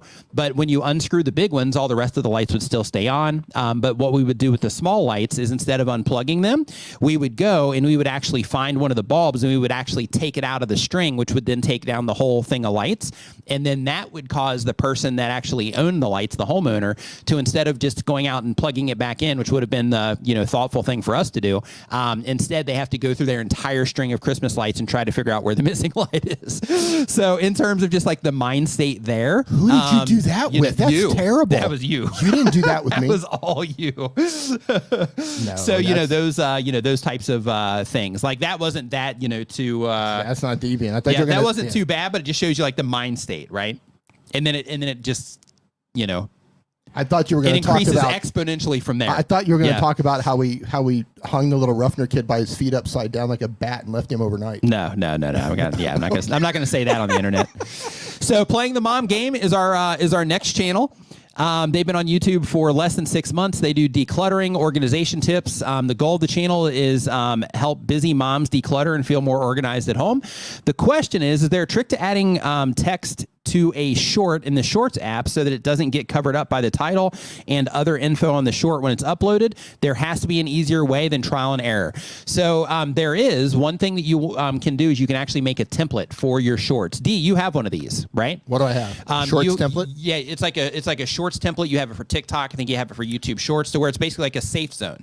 Yeah, so I don't have one for Shorts, but I have one for TikTok, and they're pretty interchangeable for that. You can actually go and just search for TikTok overlay template, and it's going to be gray, and it's basically going to show you where all the buttons and all the text go and all the pictures, so the most important part in the screen can go outside of that. It's not something you have to do, but you want to make sure that if you have something important, it doesn't get covered up with text or avatars or something like that. Build with Mooney. Thank you for the super sticker. Super appreciated there. So here, did we do? Yeah, okay. So we talked about that one, but yeah, having like some type of graphic that you overlay in your editing software or in your editing app. So basically, you just make it like a top layer, and then that way you would be able to see the safe area and make sure that everything it is that you need when you're editing the video or putting all the information together for it. You'd make sure it's just in that safe zone.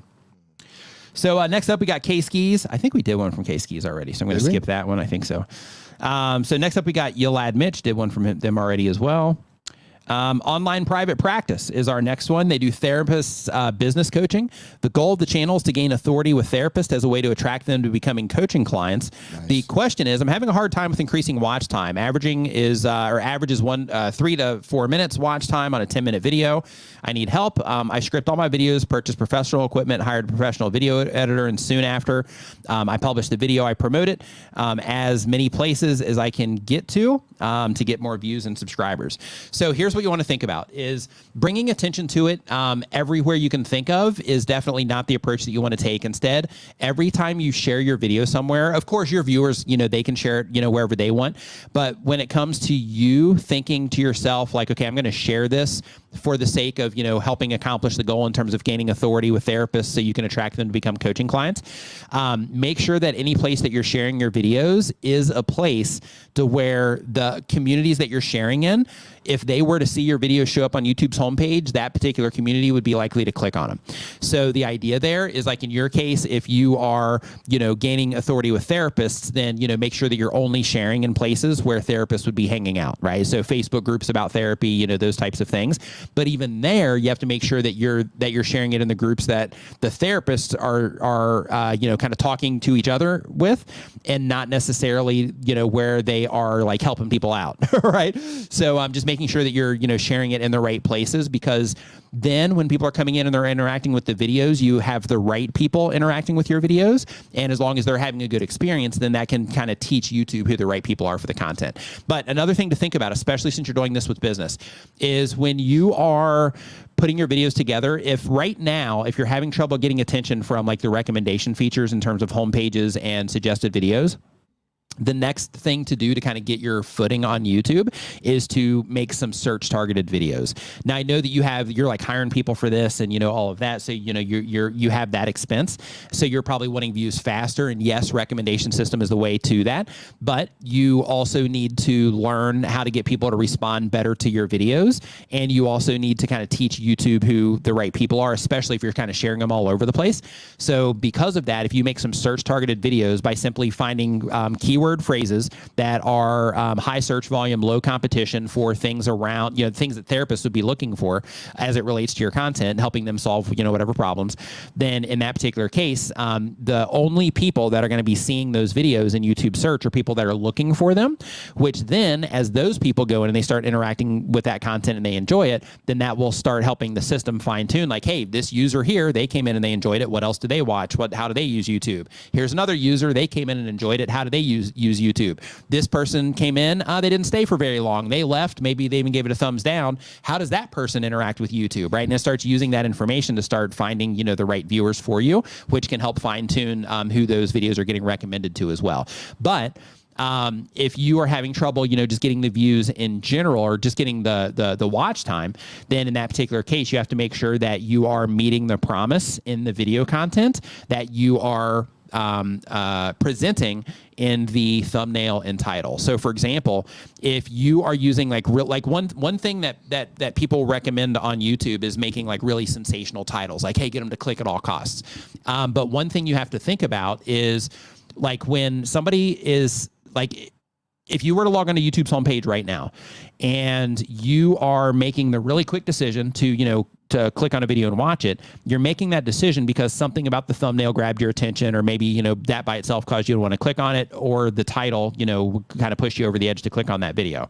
So at that moment, when you're clicking on it, you have some type of expectation of what it is that you're going to get in the video content. So if people are doing that with your videos and they're coming in and they are not sticking around for very long, then that could be a sign that either one, the videos have a bunch of, things that don't add value to them. Like for example, since you are doing this for business, one huge mistake that a lot of business owners make is they'll just front load the video with all this stuff about their company, but that's not what the people are clicking on the videos for. So if you're doing that, then that might be the problem. But one of the thing that I'm trying to get to though is your thumbnails and titles build an expectation. And if that expectation isn't being met as people are coming into the videos, they're going to abandon the video. Okay.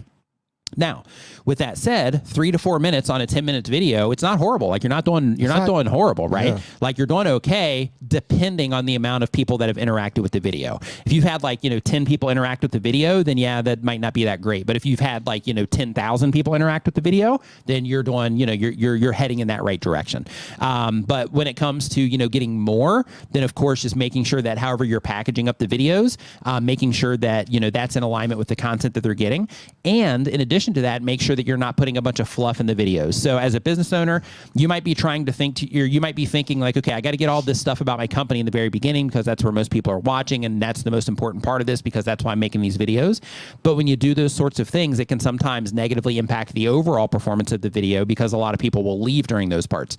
So because of that, you want to make sure that you're doing those types of things in a more subtle way. So for example, make everything about the viewer when you're doing the content. Don't think about your business necessarily. Think about it like this. Okay, I'm going to make the best video that I can possibly make for these therapists, and I'm going to help them out as much as I possibly can.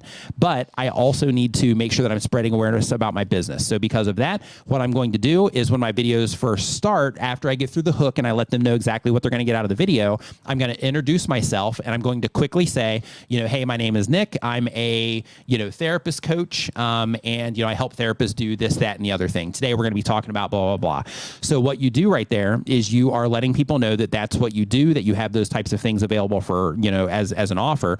But while you're saying those things, you also have a lower third, which is a little graphic that would pop up in the lower third of your video, like over here somewhere. But you have a lower third that would pop up and it would have your name on it.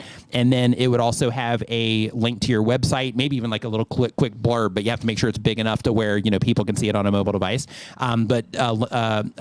It shows your web address and then a quick blurb about, for, consulting, whatever, visit, this website, whatever.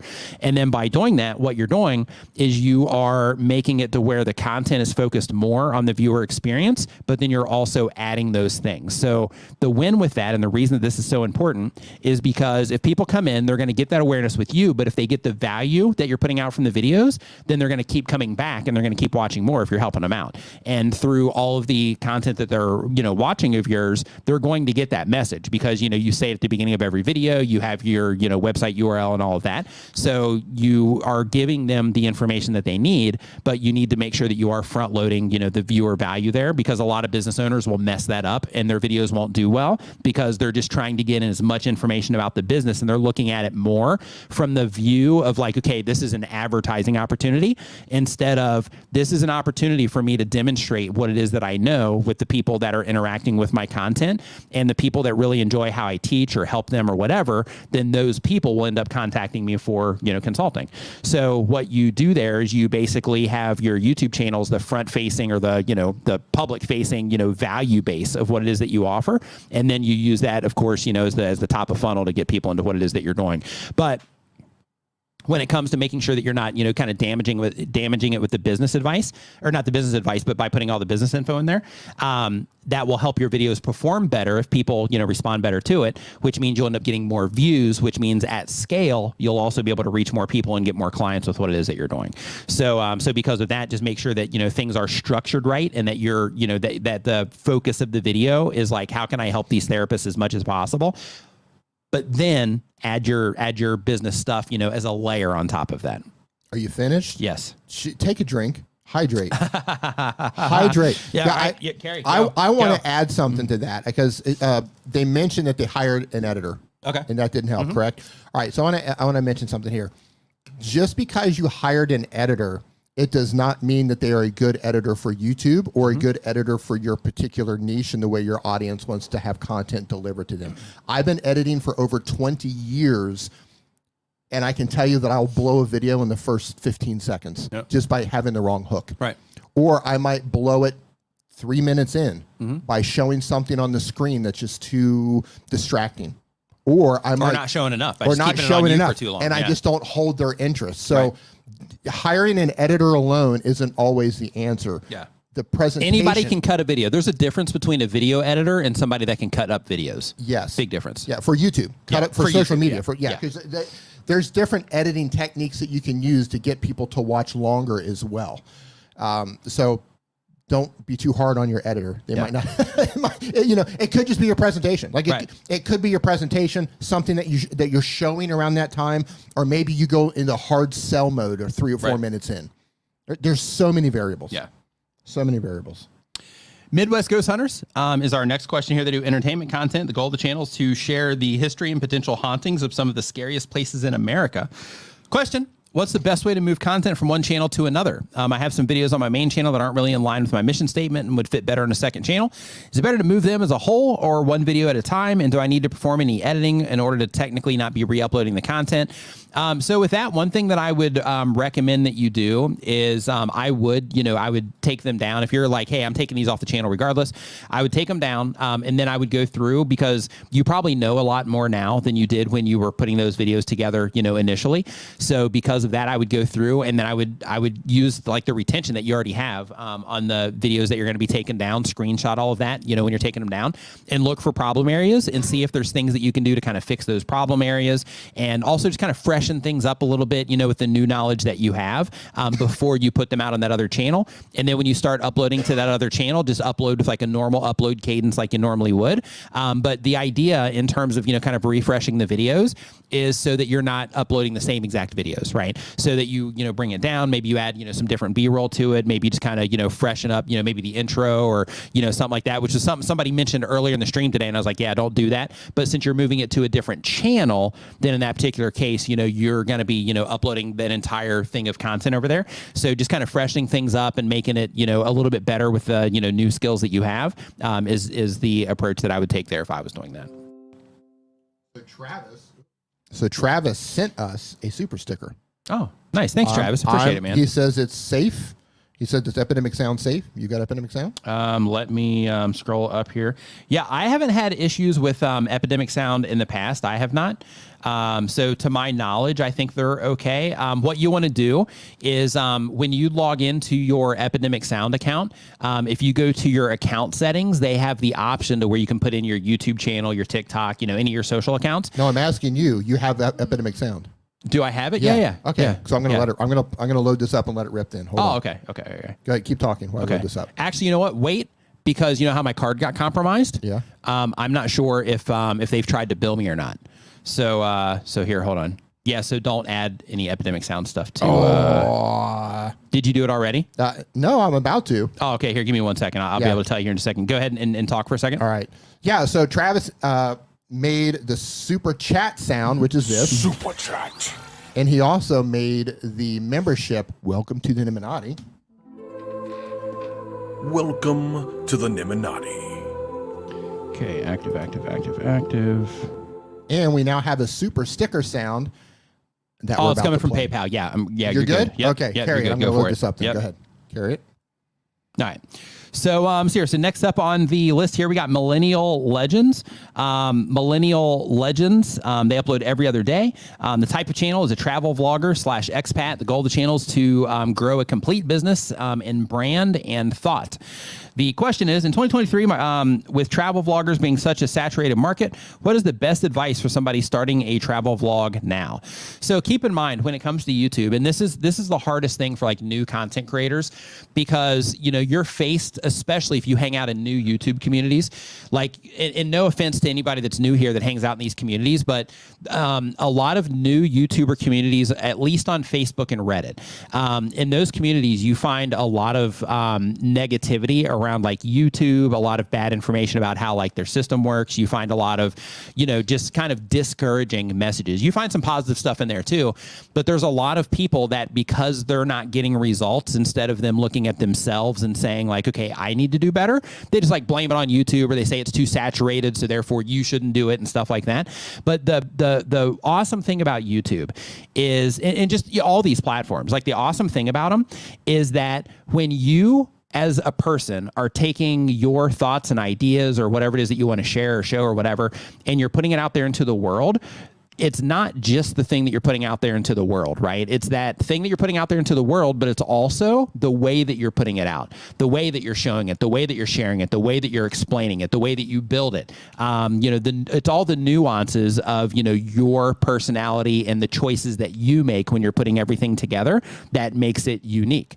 So even if you're going into something that has a lot of people doing it, because there's 2 billion users on YouTube, nothing is saturated, right? There's stuff where a lot of people are doing it, but there's nothing on YouTube that somebody can't start a channel about and have a successful YouTube channel. There's nothing that somebody can't start a channel about, as long as it's something that has, good, market reach or whatever. But I mean, in terms of, anything that's competitive, if other people are doing it and having success, so can you. And that's a beautiful thing about YouTube. And the thing that you don't know is that it's also possible that people are watching, that millions of people are watching all of the other people in the space that are making the same exact type of content, and they're just waiting for somebody to come along that does it like you're going to do it, right? So because of that, don't look at saturation on YouTube as a thing that you need to even be concerned of.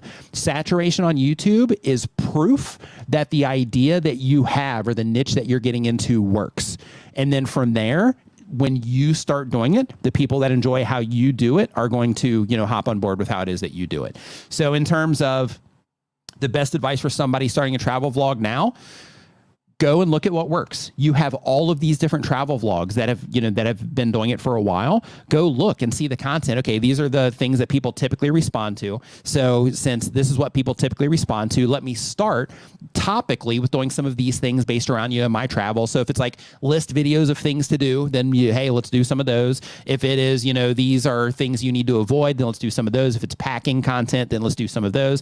But do it in your way and see how people respond to those. But because there's so many channels doing what it is that you do, that gives you tons of information on like, hey, at scale, this is what people typically respond to. So make sure that you're researching, a bunch of other travel channels, especially very specific locations to where it is that you're going to be doing your content. No matter how saturated a niche may be, nobody can beat you at being you. Right. Nobody's going to beat you at being you. And no matter how saturated it is. And one more thing also, in terms of advice for somebody starting a travel vlog, is also remember that when you are making a travel vlog, it's not like you're making a video for your family, okay? When you're making a travel vlog, you're making a vlog to be able to entertain other people or keep other people, engaged. So make sure that even though it's about you and, the people you're traveling with, even though it's about, you, still make it about the viewer. So just think about like, okay, if somebody, the people that we're trying to reach, if they were watching this video, what would they want to see? If we were, doing this and we're sitting here and we're doing all these different like cafe tours and things like that, what type of, things would they want to see? Not just, we want to do it this way, so we're going to do it that way, and like that's it. Make sure that you're kind of balancing what it is that you want to do with, also keeping in mind that you're entertaining other people. Renee says, amazing is never saturated. Yep. Oh, that's great. Love it. All right. Yeah. Ready? We're going to play it. Ready? Yep. All right. This is the new super sticker. Ready? Here we go. I can't hear it. Well, you can't hear it.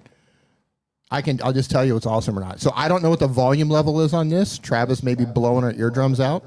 Go. Here we go. Super sticker. Great. God, that was fast. Oh my gosh. He like did it like then. I'm going to play it again. Thank you, dude. Turn your thing down. I turned it off. I want to hear it here. Yeah. Super sticker. Travis. Love it. Dude, amazing Travis. Amazing. Thank you so much, dude. Thank you man. so much. Super appreciated. Yeah. Wow. Love That's that. awesome. That's the most I didn't think he could outdo the Nimmin one. Right. Super sticker. That's pretty epic. Send that to me. Also, if you could upload that to like Dropbox or something. Yeah, $20. I'll send it to you. All right. Renee says that thank you, dude. There's nothing on YouTube that you can't achieve by making better videos, is advice from Jimmy, a.k.a. Mr. Beast. Says, but takes an incredible amount of humility and dedication to realize. Nice. Paul Dixon, thank you for the super sticker. He's letting us test it out here, D. Come on. Slip it. There we go. All right. Got it. Boom. Hey, Tiffany, what's going on? Welcome to the stream. Hope you're doing great. I feel like you got to do like this. Like this when it goes? Yeah. Dun, dun, dun, dun, dun, dun, dun. Super sticker. Okay, we did one from them already Paul, as how's it well. going, man? So that Junkman is our next question here. They do daily content on YouTube. It's a pop culture, toys, movies, and more. Goal of the channel is to have viewers watch my videos and remember stuff from their childhood that they forgot all about. Question is, no question, but wanted to say that I tested no text thumbnail this week and views and CTR about doubled. Thanks for all of the help. Love it. Absolutely love it. Testing, man. Yep. Testing. Absolutely love it. So just for one thing there, just for everybody in the chat. So basically what they're saying is they tested using no thumbnail text compared to typically using thumbnail text, and they doubled their click-through rate. So make sure that when you are looking at your click-through rate, that you are looking at the impressions, that you're comparing with this many impressions at this traffic source, what is my click-through rate there? Make sure you're looking at it that way as well to confirm that it worked, and then also keep testing it across more videos until you can get it to where it's like, yeah, almost every video that I publish, they respond better to that. So keep testing it. Yeah, I think there's and I know there's data behind it, but I think a lot of people who are new coming onto YouTube think that you have to do things a certain way. Yeah. And that's simply not true. There are best practices, and there is some data that suggests through their testing that certain thumbnails may have performed better than others. But when it comes to your style, your niche, your audience, man, you have so many variables. There's so many variables. You have to test that stuff out. Should you be in the thumbnail? Maybe you shouldn't be in the thumbnail. Should you have text? Maybe you shouldn't have text. Right. Like, there's so many different ways to do it. You have to test that stuff out. And Chantel so cleverly said, in regards to me sending you that new file, she said it will only cost you one play button. Oh, nice. Oh, love it. Stevan, Next Level Mindset, says that they've been on YouTube for a year or more. The type of channel is inspiration and empowerment. The goal of the channel. What's up with all these inspirational channels yes, today? It's great. I love it. I feel like fantastic. I need to spread some negativity or something. I'm getting pumped up. I might go exercise after the stream today or something. This is great. Let's talk about some more bad Christmas stuff we did. So the goal of the channel is to build a community and go full time. The question is, YouTube placed a mid-roll ad on one of my videos, even though I'm not yet in the YouTube partner program, and I think it's a turnoff since it was more of a meditation and affirmations video. Are they starting to do this more often? I'm actually having this exact conversation with somebody on Reddit. So basically the person on Reddit, they were complaining. They also had a meditation channel, and they were complaining that YouTube is showing ads on their videos when they're not in the partner program. My response was, instead of looking at it like YouTube is showing ads on your content when you're not in the partner program, look at it like YouTube is showing ads on your videos in exchange for hosting your videos for free.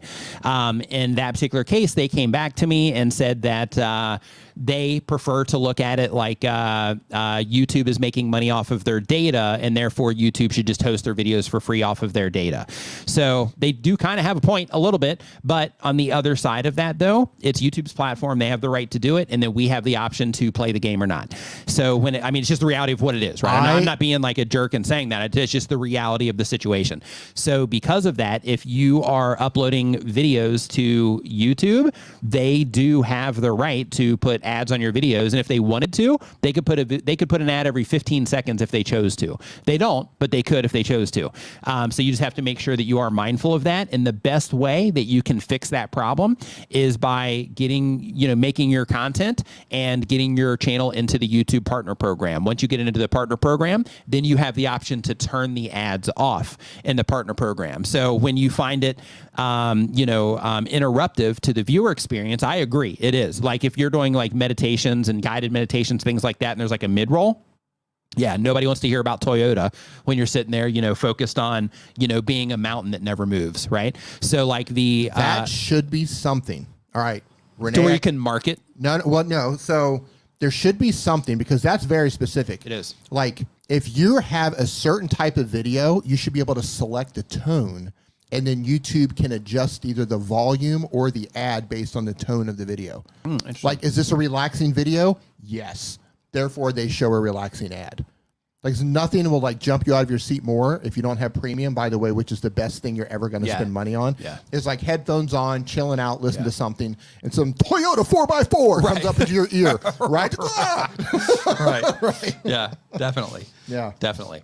Yeah. So, just when it comes to that, you're just going to have to rough it out for right now. Cause they do that. Like if you're in the partner program or if you're not in the partner program, because you're just getting started or whatever, they can show ads on your videos. Yeah. So best thing for your viewers to do is of course, YouTube Premium, and then they won't see them anyway. But for the people that are not, YouTube Premium users, they're just going to get the ads. It's how it goes right now. Renee's going to pass that along. He says YouTube should be able to figure that out. Even if the creator doesn't select, I'll pass on the feedback.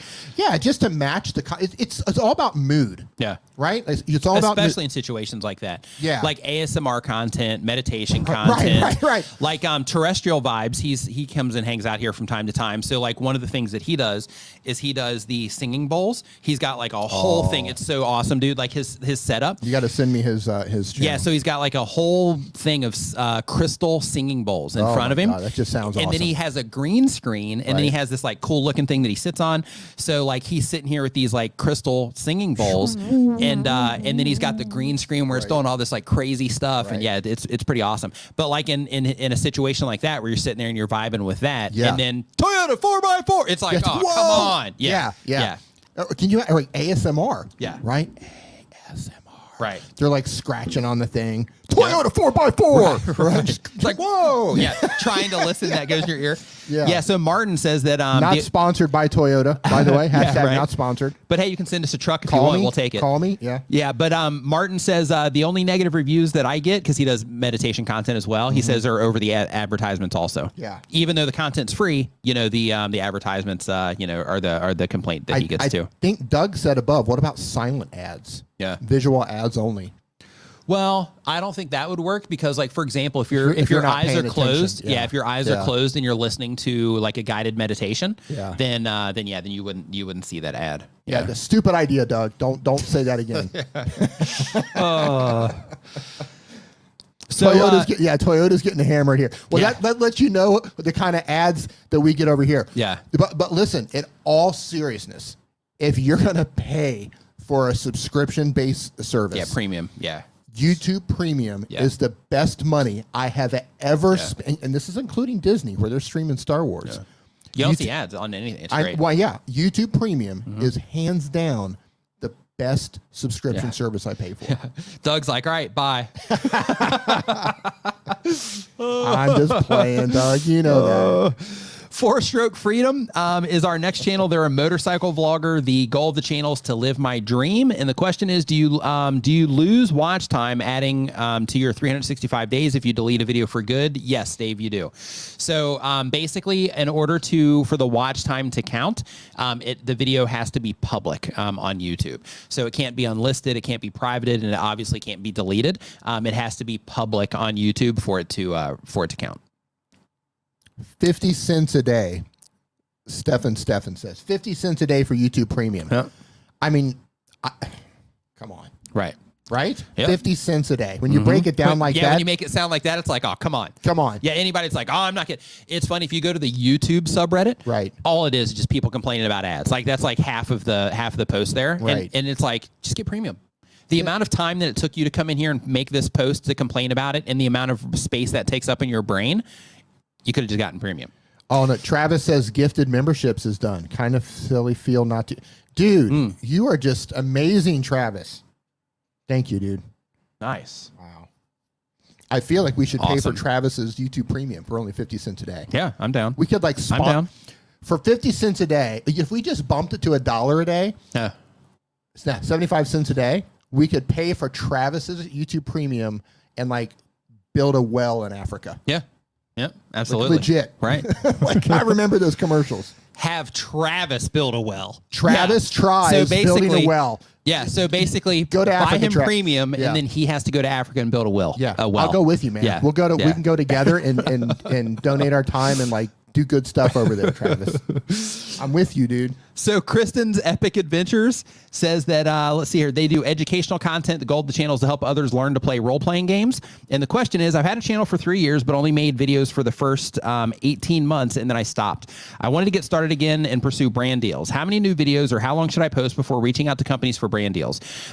Get yourself a history a little bit. And the reason you want to get yourself a history a little bit is because a company's going to go and they're going to look and see, like, okay, how long have they been uploading? How consistent are they? How are their videos doing? What's what's the engagement like on these videos? Are they getting, you know, comments on here? Is their community engaged? Like they're going to be looking at that stuff. So you want to give yourself, you know, a decent amount of time. Like I would upload consistently, like rock solid consistently, for at least 3 months before you start reaching out to somebody.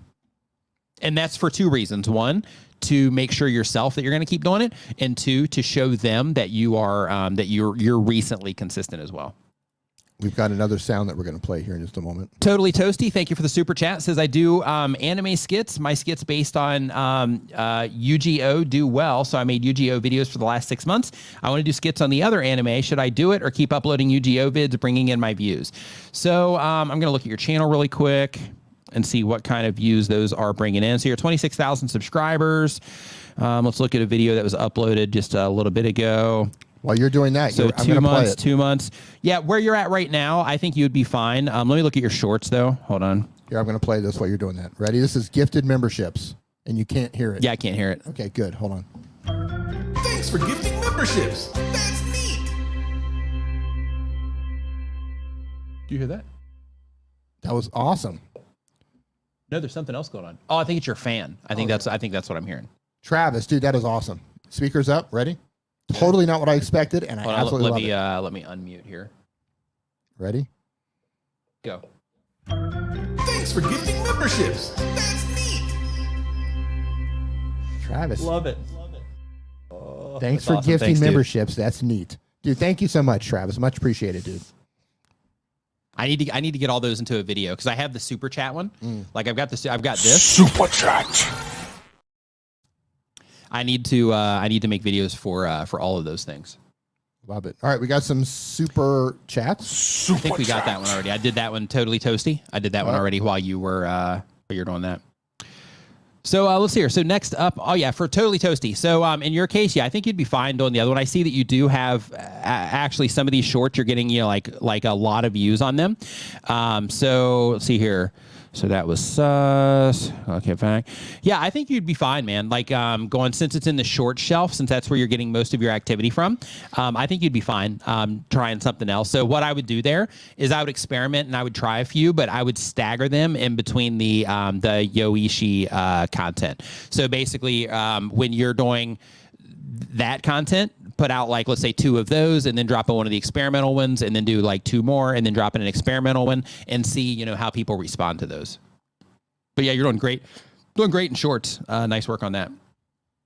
So let's see here. So next up on our list, Mountain Finance, or was that who you just did? I don't think I saw. Oh, member for 12 months says, this channel has been a cement supplier of my channel's foundation. Thanks for a great year of information. I love Thank that. you for being a member, and I love the reference there. Yeah, that's good. Yeah, thank you. I'm glad that you are enjoying the content and getting value from it also. Travis is on fire, you're saying in the chat. Travis is on fire. Kristen's Epic Adventures says that they do educational content. The goal of the channel is to help others learn to play role-playing games. The question is, I had a channel for 3 years, but only made... Okay, I did that one already. Okay, so next up, we're on number 33 already on these questions. Cruising. Wow. And you're like taking your sweet time answering them. Yeah, I am. Right. I am. Imagine definitely. if you were efficient. I know, right? Imagine. If you were efficient. I know. Then people probably wouldn't even get the information they needed. You would be at least at 60. Yep. I know. And by efficiency, I mean communicating better so they could still get the information that they need. Yeah, that's true. See? That's true. Yeah, See? less waffling around. Less waffling. Yeah, I think you're right. So Aimed Music says that they've been on YouTube for a year or more. They have a music channel. The goal of the channel is to bring back classical music and to inspire people through music. Hey, as a heads up, classical music never went anywhere. It's classical music. Classical music is the jam. There's more inspirational stuff. Yep. What is going on? The question is, if you were to create a new channel, what would be some of the first things that you would do to get it going? So the first things that I would do before I even created the channel is I would research the channel, or I would research the community around that channel. I would research the other channels that are making the type of content that I'm considering making. I would go onto like Reddit and Facebook groups and Discords, and I would look for the communities around that content as well. And I would basically just make a humongous list of notes around all of the different things that those communities care about, the things they hate, the things they don't, the things that they don't like, the things that they love, the things they talk about frequently, the things that trigger people, the things that don't, those sorts of things. So you can get a really good understanding of exactly what those communities want. And then from there, I would start making content to serve those communities, starting with the topics that are the most popular in the space, so that you would give yourself the best possible chance of, tapping into something that's already been proven to work for those communities. What are they wanting to do with classical music? They said they're just wanting to bring it back. So basically, they're just wanting to, basically just inspire people through music, and classical music would be the thing. And they're just wanting to, kind of take classical music and make it, I'm guessing more popular with maybe like a younger generation or something like that, maybe. Mm. So super chat from Dying Retail. Thank you for the super chat. It says, love your content. I find it helps me with growing my channel. Thank you for the kind words, and I'm glad that you are getting value out of the content. Thank you for the super chat. Another super chat. Build with Mooney says, I have a brand new channel and it feels successful. Is it possible with only 2 videos? First of all, it is. I love, it feels successful already. Yeah, it's good. 2 videos and it already feels successful. Yeah, it's good. That's such a great mindset to have. Yeah. And I think when it comes to success, like in terms of a video by itself, hey, really quick, Bearded IT Dad, also a member for 6 months, says still would love to have lunch at Vid Summit. Absolutely. So we usually do like group lunches and stuff like that. So absolutely, without question, we can definitely do that at Vid Summit. But the thing is like a channel can be successful in terms of like views and those sorts of things, like with the very first video. But typically it'll take longer than that. But in terms of success on YouTube, it really comes down to like knowing exactly what it is that you want. Some people on YouTube will look at like the amount of subscribers that you're getting, or like only view counts as like their measure of success. And without question, you need views in order for anything else to happen. So that's, not something to, walk away from or shy away from. But when it comes to like subscriber counts, that also helps you unlock YouTube features that can help you get into Amazon, their, influencer program and stuff like that. So, that stuff also has value. But in terms of saying like, yes, this is working or this is not working, this is why it's so important to have different goals on your YouTube channel that are not only tied to views and subscriber counts. So for example, like if you know that like, hey, I'm trying to, I'm creating this new channel because I'm trying to spread awareness about this thing, and every person that interacts with those 2 videos that you've published, they're getting awareness about that particular thing, and maybe they're leaving a comment about it or whatever, saying like, hey, I didn't know about this until whatever. And then in that particular case, those comments would be your proof of success for that content, not necessarily the view count or the subscriber count that you're generating from that content. So like when somebody is uploading for business purposes, then in that particular case, obviously if it's generating sales or leads, that measure is way more important than just subscriber or view counts on the videos that they're uploading. A friend of mine, Owen Video, his whole entire thing is he helps business owners, entrepreneurs, leverage YouTube for business. So in his particular case, when it comes to views and subscribers, sure, they want views and subscribers, but what they really want is they want conversions. So because of that, everything on their channels is optimized for conversions. They're doing the things that help the videos perform, but also generate business. So by that measure, then as long as business is coming in and new videos are uploaded and they're generating leads, then that entire channel is a success because it's doing exactly what it was designed to do. So for everybody here, make sure that you are, being very intentional about what it is that you're trying to accomplish on your channel, because when it comes to all of the different choices that you're going to be making over time, like if you've been on YouTube for 6 months, it's not, it's not going to seem like a lot, but like after you've been on YouTube for, a period of time, you're going to go through all kinds of different things, and you're going to have all these different offers that come and all these different opportunities that come. It just comes with the territory. So those offers are going to be, brands. It's going to be affiliate stuff. It's going to be relationships with other content creators. It's going to be collaborations. It's going to be things that aren't even directly related to your channel. They just found out about you on your channel and they're going to offer you other stuff, but you're going to get like all of these different opportunities. And if you know what it is that success looks like for you, and you know what it is that you're trying to accomplish with the channel, it makes it really easy to navigate all of that stuff as it happens. So instead of something landing on you and you being like, oh man, I just don't know, I don't know what to do. then if you say, okay, well, is this, in alignment with what it is that I'm trying to accomplish, and this is going to help me, do that thing, then in that case, it's like, okay, then as long as this is a good fit for, my channel and it makes sense there and it's a good fit for my audience, then yeah, let's do that thing.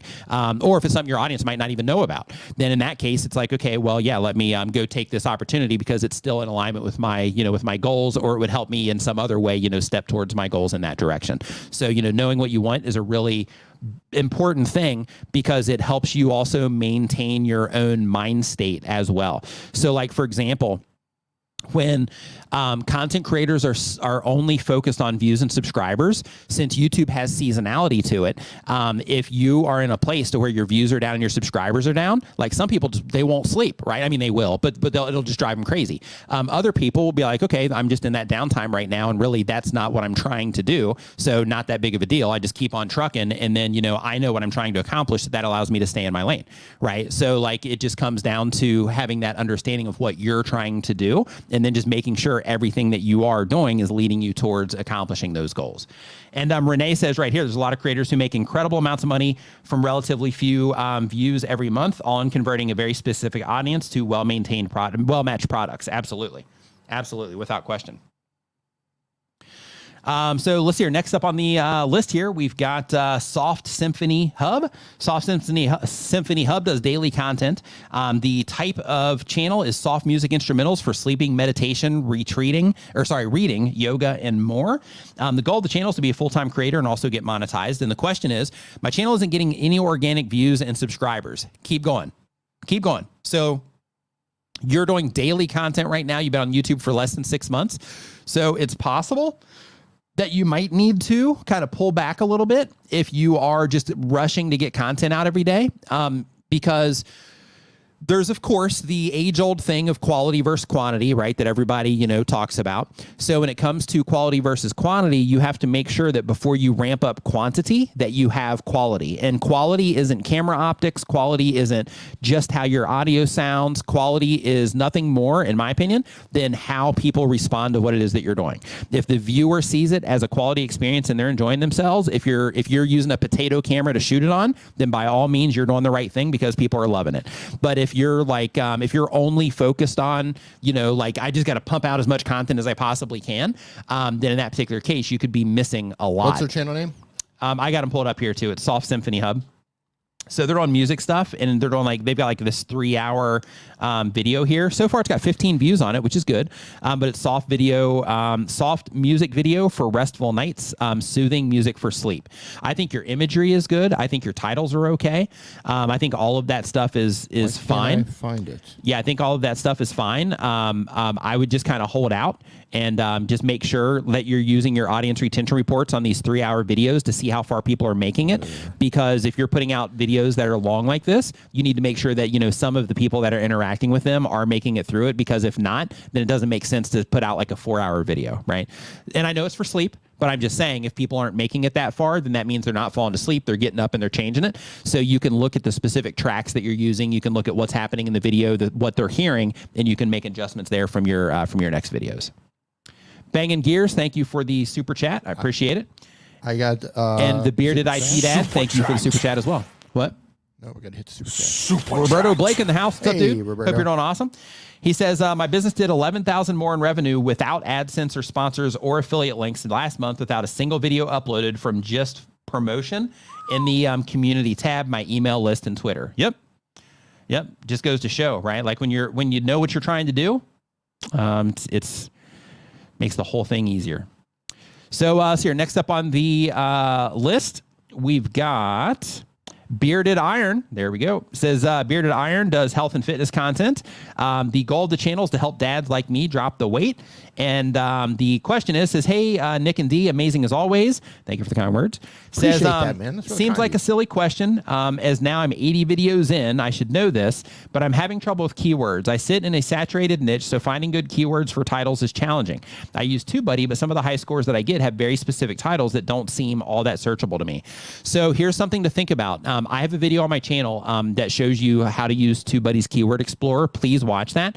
A lot of people, when they first install TubeBuddy, they think they should put their entire title in there, but that's not how it works. The Keyword Explorer is for keywords. So you want to make sure that you're putting words or keyword phrases in there. So a keyword phrase is, for example, best food to feed a dog, right? That would be a keyword phrase. When it comes to, a title, then in a title, you might say best food to feed a dog, for under $20 or, something like that. But I mean, technically that could be a keyword phrase too. But basically you want to put, keywords or keyword phrases into there, not just full blown titles, right? So you want to make sure you're using that in the right way.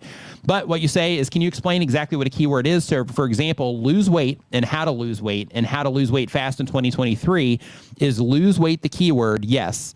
Or is the entire sentence a keyword? It's a keyword phrase. So when it comes to search optimization, that's so broad. You have keywords, which lose weight is a keyword, and then you have keyword phrases, which is how to lose weight fast in 2023. Okay, so the difference is when you have lose weight, and that's the keyword that you're going for, it can pop up for a bunch of different things. When you have how to lose weight lose weight fast in 2023, that's what's called a long tail keyword. And the idea there is that you're being extremely specific for what people are looking for. So how to lose weight fast in 2023 is definitely a phrase, even though that would be a title too. That's definitely a keyword phrase, and you could put that whole phrase into TubeBuddy. Lose weight, you could also put that into TubeBuddy, but I'm going to guess that the competition on that is going to be just bonkers. So because of that, if you are making like health and wellness content or health and fitness content, I would go for keyword phrases, long tail keyword phrases to, get everything started there. But then also make sure that you're thinking about, even if you are targeting YouTube search with the video, try to also think about how you can construct the title in a way that also makes it compelling as well as informative, because the title you're making is informative, but you need to also add some compellingness to it to try to pull people in more from recommendation features as well. Even though people will still respond to, how to lose weight fast in 2023, they'll also respond to that, in homepages and, suggested videos as well. But you want to just, make sure that you're thinking, I'm trying to get this to show up in search, but I also want it to show up in recommendations, and spend that extra time on finessing the title to make it appropriate for both. I would also consider targeting demographics, a specific user. Yeah, right? totally. Like how to lose weight for men over 40. Right. That's so much more specific. Yeah. And or under 40 or 50 or for whatever. diabetics or exactly. Like totally. when you go more niche like that, especially if your channel's new, it's a little bit easier to get your foot in the door than going so broad and just having so much competition. Yep. But once you get your foot in the door and you start building up some channel authority, it gets easier to get those big keywords. But starting out, target. Hey, you missed a super chat. And also keep in mind, when it comes to your videos ranking, this is another thing to keep in mind on the on TubeBuddy and like vidIQ also, like any of the tools that that help you optimize your videos.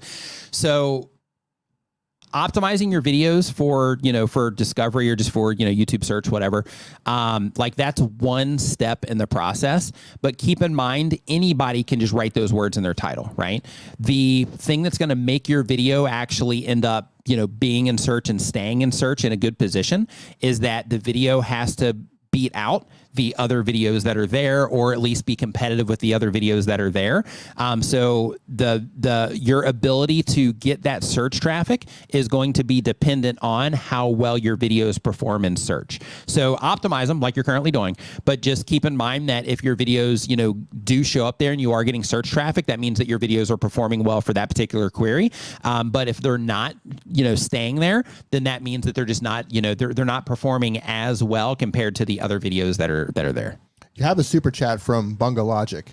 Did you see that one? I did not. Okay, the question is some ideas to get 4K watch hours to monetize, or ideas on how to increase shorts views to get monetization. Thank you for your advice. Love your videos. Good content.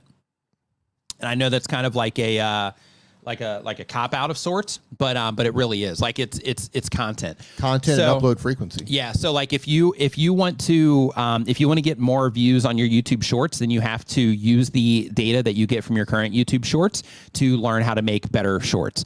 You also got to think about like, okay, this short, I'm making this about this, and these types of people are going to be watching this because it's targeted towards them. So what would they like to see in this short? How could I get them, the thing that they want to see, or how could I entertain them with this, or how can I hook them with this, or how can I make them laugh with this, or whatever the thing is. And the same exact thing applies to the long form content as well.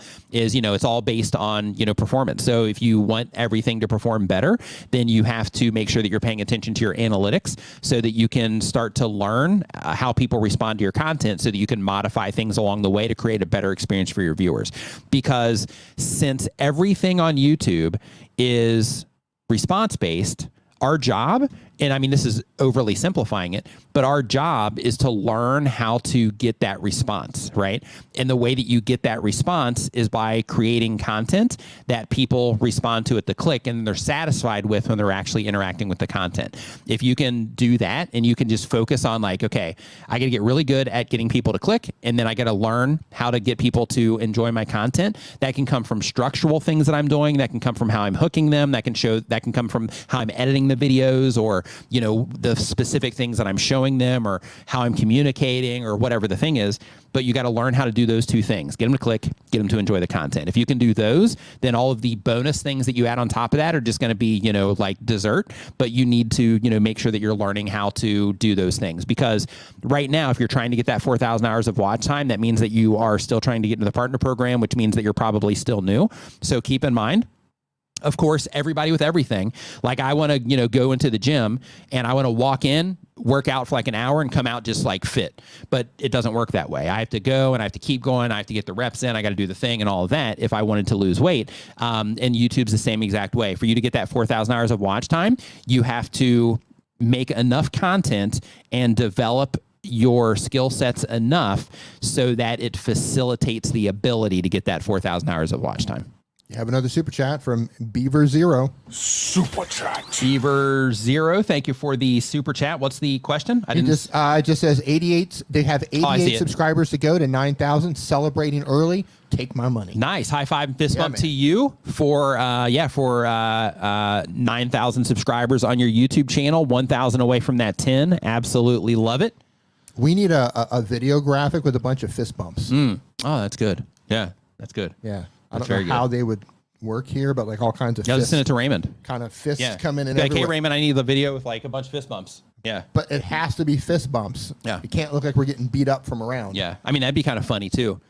But like with the fist bumps though, we can't do a transparent graphic. So it would be like a full screen video. I mean, you could low quality. That'd be up there. Yes, could you? Really if we did it as like a GIF, maybe. Yeah, I don't know. It need to be like one color, maybe. I'm not sure. Yeah. So next up, what color do you need fist bumps to be? We've got, well, it would just be like the shading that would end up making the file size bigger or whatever. Video. Yeah. Kind of like your super chat video, but like a bunch of fist bumps. Comics Undone says that they've been on YouTube for a year or more. They gulled the channels explaining comic book moments. The question is, can creator mix music be used on monetized videos on Snapchat? D? What was the question? Can creator mix? Hey, thanks for listening. Can creator mix? Don't listen to you. If I don't catch it out of the chat, I know you don't. When we're hanging out, I'm sitting there, right? Like we're like eating pizza or whatever, and I'm sitting there and I'm like eating and I'm like talking and talking and talking, and then I'm finished, and he's like, "Yo, what? Yo, could you say that again?" And I'm like, "Dude, I've been talking for like 10 minutes." Yeah. So yeah. How many people remember Charlie Brown and the teacher? Wah. All I hear when he speaks is wah wah wah wah wah wah wah wah wah wah wah. What was the question? Creator mix music, can it be used on monetized videos on Snapchat? Yeah, you can use it on any platform. The thing to understand about using any music, be it from us or any other platform, is that because of the systems that they have in place, upload the track as a test first to make sure they don't have any problems. Like I said, TikTok, there are more problems on TikTok. We haven't had any problems that I'm aware of on Snapchat, because sometimes their content ID systems makes mistakes. Just test it. You're allowed to, but just test it to make sure they don't make a mistake and incorrectly flag it as another song. Southern Yankee really quick says, it's so awesome watching y'all. I have a channel, Southern Yankee. My PC is 8 years old and I need to up the quality. Wow. What would you recommend, a gaming PC or a laptop, or even a new PC? Thank you. So in my opinion, I think that with the technology the way it is now, I would just get a beefy laptop. That's what I would do. Because the M2s are out, I would get an M1 Mac. Even just the base. It doesn't even have to be like like a fancy one, just like a base. Yeah, get like a base model M1 Mac. Or depending on your budget, you know, if you have a budget for this right here, base model M1 Mac. Yeah, and it'll just cruise right through a video. Yeah, yeah. I've been super impressed with the MacBook Pros with the M1 chip. Yeah, so they have the 2 out, so the ones are definitely going to be cheaper. Yeah, that's what I would do. So at home, so I have this like big like PC tower, and it's cool. It's a really beefy machine, but I'm having some problems with it. And since I've been having problems with it, I've been using this more for work. And it's funny because I'm like, I don't even need that big the big bulky thing just like sitting there. Like I'm going to keep it because, you know, because it's still relatively new and I'm still going to use it. But it just shows me like how unnecessary it was to spend all that money on that machine, considering this little tiny thing right here that's like a 14-inch renders pretty close to, you know, about the same speed that one does. Yeah, maybe a little bit slower, but you know. Yeah, if you do want to go with the PC though, I would probably go with a gaming. Like if you're going to do a lot of video editing, I would go with probably again, depending on your budget. Yeah. If you're on a budget, maybe the Dells do okay. Like the Dell that you have over there, the XPS. Yeah, those do okay. Yeah. Do some research. I would look at the Mac M1s, or I would look at a gaming PC. I mean, a gaming laptop. If you're going to be doing a lot of video work. Next up, we've got Roy Moshai, I think is how you say that. I apologize if I'm messing up the pronunciation there. They have a comedy and roasting channel. The goal of the channel is to entertain people, and the question is, for the last 5 months, my channel reach has been down by 90% without any reason. CTR, watch time, everything is normal. For first 2 to 3 months, average daily impressions were around 7 to 10, but now it's 600 to 700. So this can happen, one, if you're not uploading as much. Two, this can also happen if you've made changes of some kind or if people just aren't responding to your content like they were. Other things can happen is, so like, let's say, for example, shorts-only channels. So some shorts only channels, they're having these type of problems to where, you know, they were uploading just like masses of content and people are responding to it. But now that shorts is getting a lot more competitive, the quality is starting to rise on YouTube Shorts. So because of that, a lot of people that were performing well in the past are starting to not get, you know, as good of a response as they used to. And because of that, just as more and more shorts come on, it's going to continue to get even more and more competitive. So just be prepared for that. And instead of, you know, like worrying about it or whatever, just say, okay, if things are getting more competitive, if that's what's even going on. But it's like, oh, you know what? I just put in your channel link and like, you're not even coming up. Like it's coming up as a channel. Let me make sure I'm spelling this right, because I copied and pasted RYMO. Yeah. So I put it in there. I just copied and pasted your link and it's just not coming up. So not sure what's going on there. But anyway, the idea that I'm trying to express though is like when your stats are down like that, the first thing you want to do is go into your analytics, because that's usually the answer in terms of a place to start. But go into your analytics, go into your traffic sources report, stretch it out over the course of, let's say, 90 days or wherever that fall off point happened, and then go into your traffic sources, and you're going to see all these lines going across the screen down in the bottom table there. You're going to see where you can select different traffic sources. I mean, you'll just see them going across, but the color codes are going to help you understand, like, okay, this is browse traffic, this is suggested traffic, and so on. But one thing that might happen is you can see if you have like one, you know, traffic source that was doing great, just completely fall off. So you can at least identify that that's what happened. But another thing right now, you know, you're just getting started. You got 35 videos on your channel, so don't sweat it like too bad. Keep going. You know, keep making content. You're still at the very beginning, you know, stages of this. So, you know, keep going. Make sure you're paying attention to how people are responding to your videos, and you know, and modify things accordingly. But yeah, you're just getting rolling here. But one thing I can tell you is it looks like you have like vlogs on here. You've got like food stuff on here. You've got, it looks like a kind of like a range of content. If that's the case, I do recommend that you kind of, you know, pick an audience to make content for, and then make sure that all of your uploads are, you know, a good fit for that audience. So Travis made a sound for the mods. Oh, nice. I guess somebody requested he made super mods. Oh, look at this. So I'm going to play that. Super mods. That's so 80s. I love it.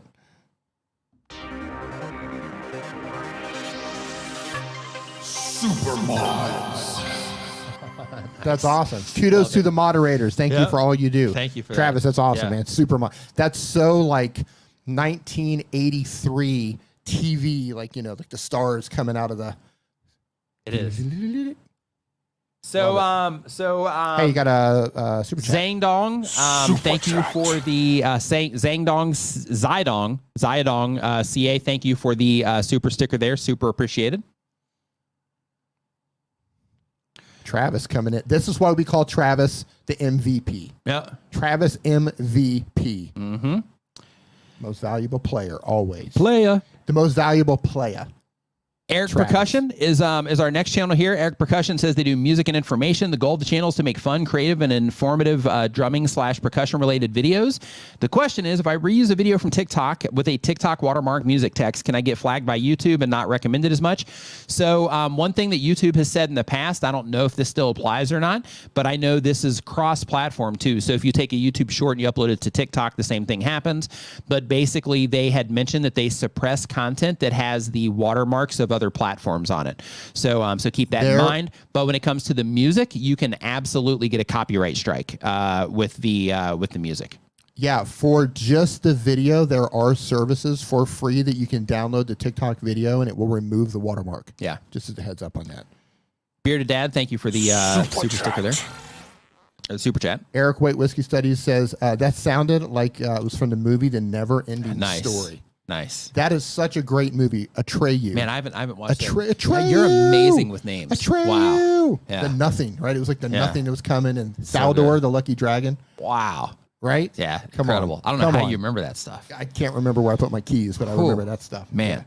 Carissa travels Florida. Carissa says that she does Florida travel guides. The goal is to become a full-time content creator. The question is, I just recently hit 13,000 subscribers. High five and fist bump to you. Nice work on that. And I was wondering what strategy changes should I start to make as I continue my journey towards 50K and then 100K? Do I keep doing what I'm doing, or is there something else that I should be including to move forward?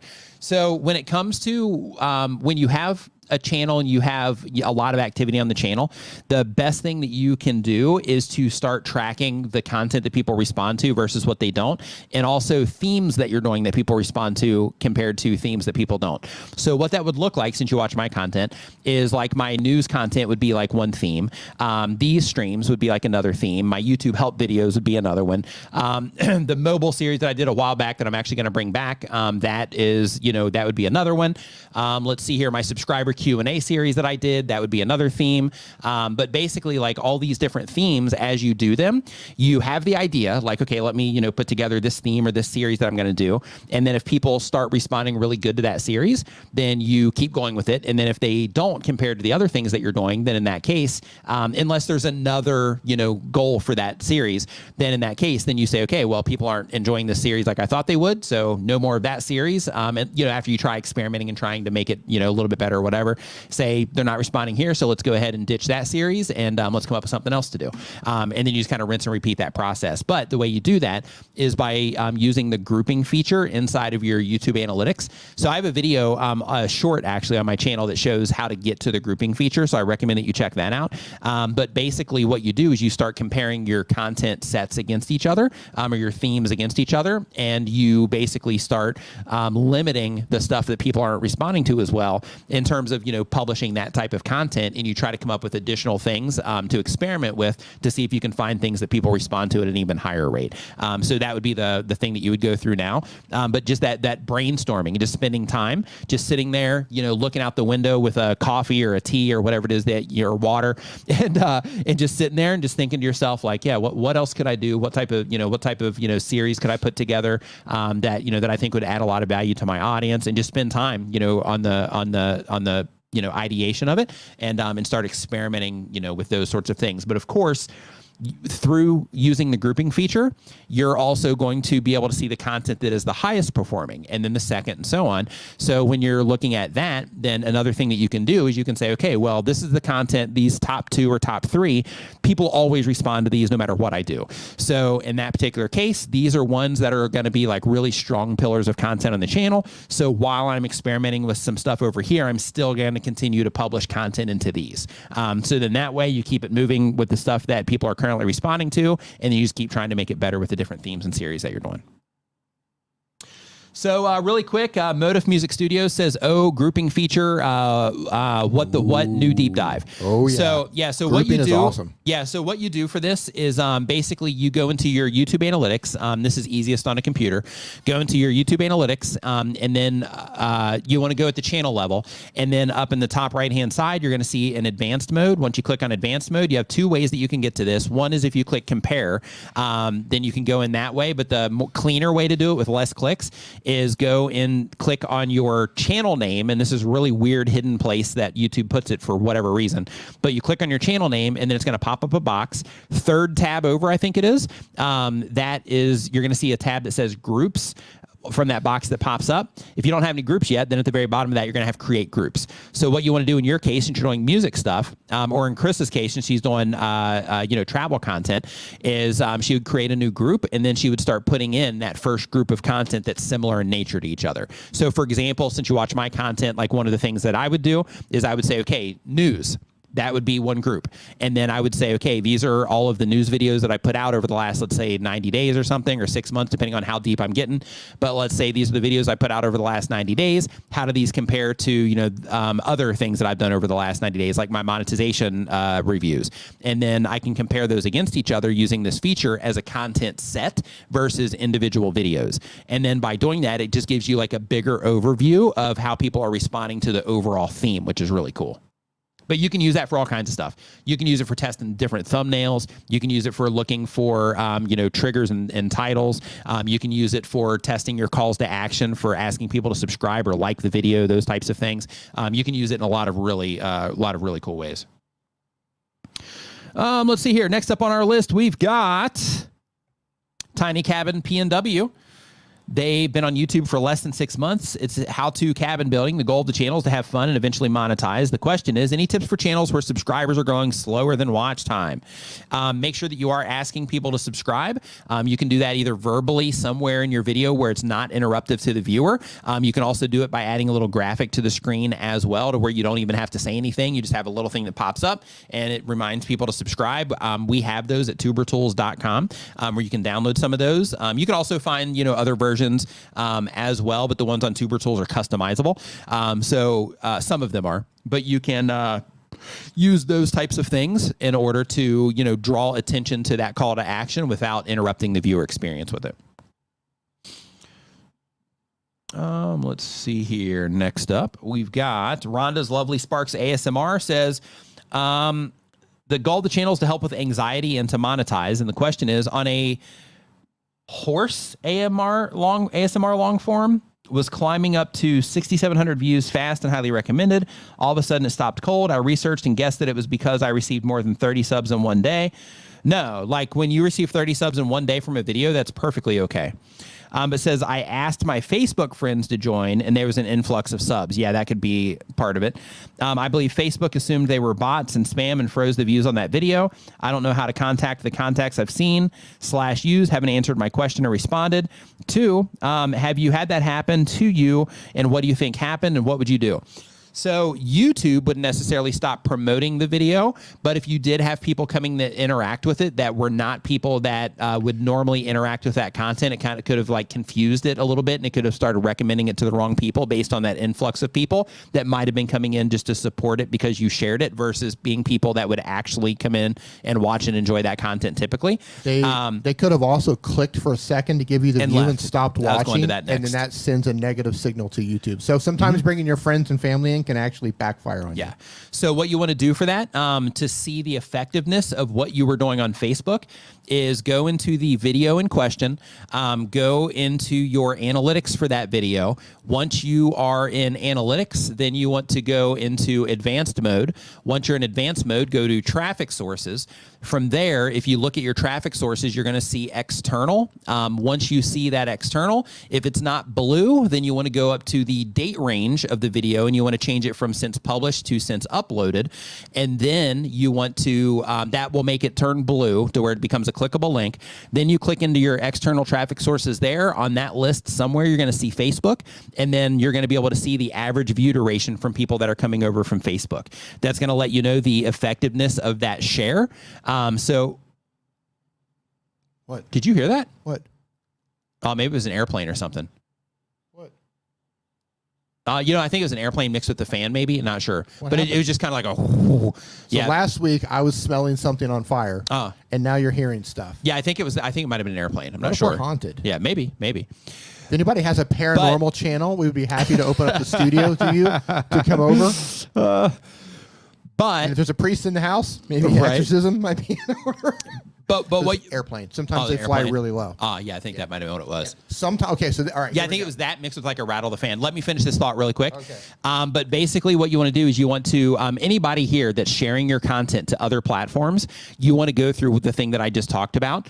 And like in their case, what they can do is when they see Facebook on there is they can see the effectiveness of those shares. So for example, if they go and look at that and they see that the people coming in from Facebook left after, 5% of the video, then that tells them like, okay, I shouldn't be sharing this with my friends and family. Even though it might make the videos or the views go up a little bit, they're actually not enjoying this content and they're just coming over with just enough time to leave a comment and then they're out of there. So when you use that particular feature, it can help you kind of gauge the effectiveness. And if you find that people are coming over from Facebook or wherever it is that you're sharing your content and you have like high retention, then that tells you like, okay, those are probably some good groups. Yes, they're getting value from this and so on. So first of all, the hitman says it was me entering the chat. So well Nice. played. Yeah, Nice. so we live in direct path, a flight path from the airport where the planes are taking off. Mm-hmm. And sometimes, like that one actually was low, but it wasn't as low as some of them. Sometimes they're so low, they rattle stuff in here to the point that I think it might be a mild earthquake. Pre the world shutting down, they hardly ever, they never flew that low. Oh, interesting. Recently, and I don't know if there's like it's a different airline or what, but recently, man, there's some dangerously low planes flying through here. I wonder if you know how they were saying that dangerously low. You know how they were saying that because of like the something about like the air or something, how we're going to have a bad smoke season. I wonder if that also impacts like flight patterns and things where they have to fly lower because of like certain air pressure or something weird like that. I don't know. I don't know, but sometimes it rattles things in here and it scares me. I'm just like, oh, please, not like this, not like this. Tube Terapia, I hope I'm saying that correctly. Terapia. Thank you for the super chat. Really appreciate it. Says that thanks for reviewing my Brazilian channel yesterday on TubeBuddy. It was Tube Spanner was the channel that we were on there.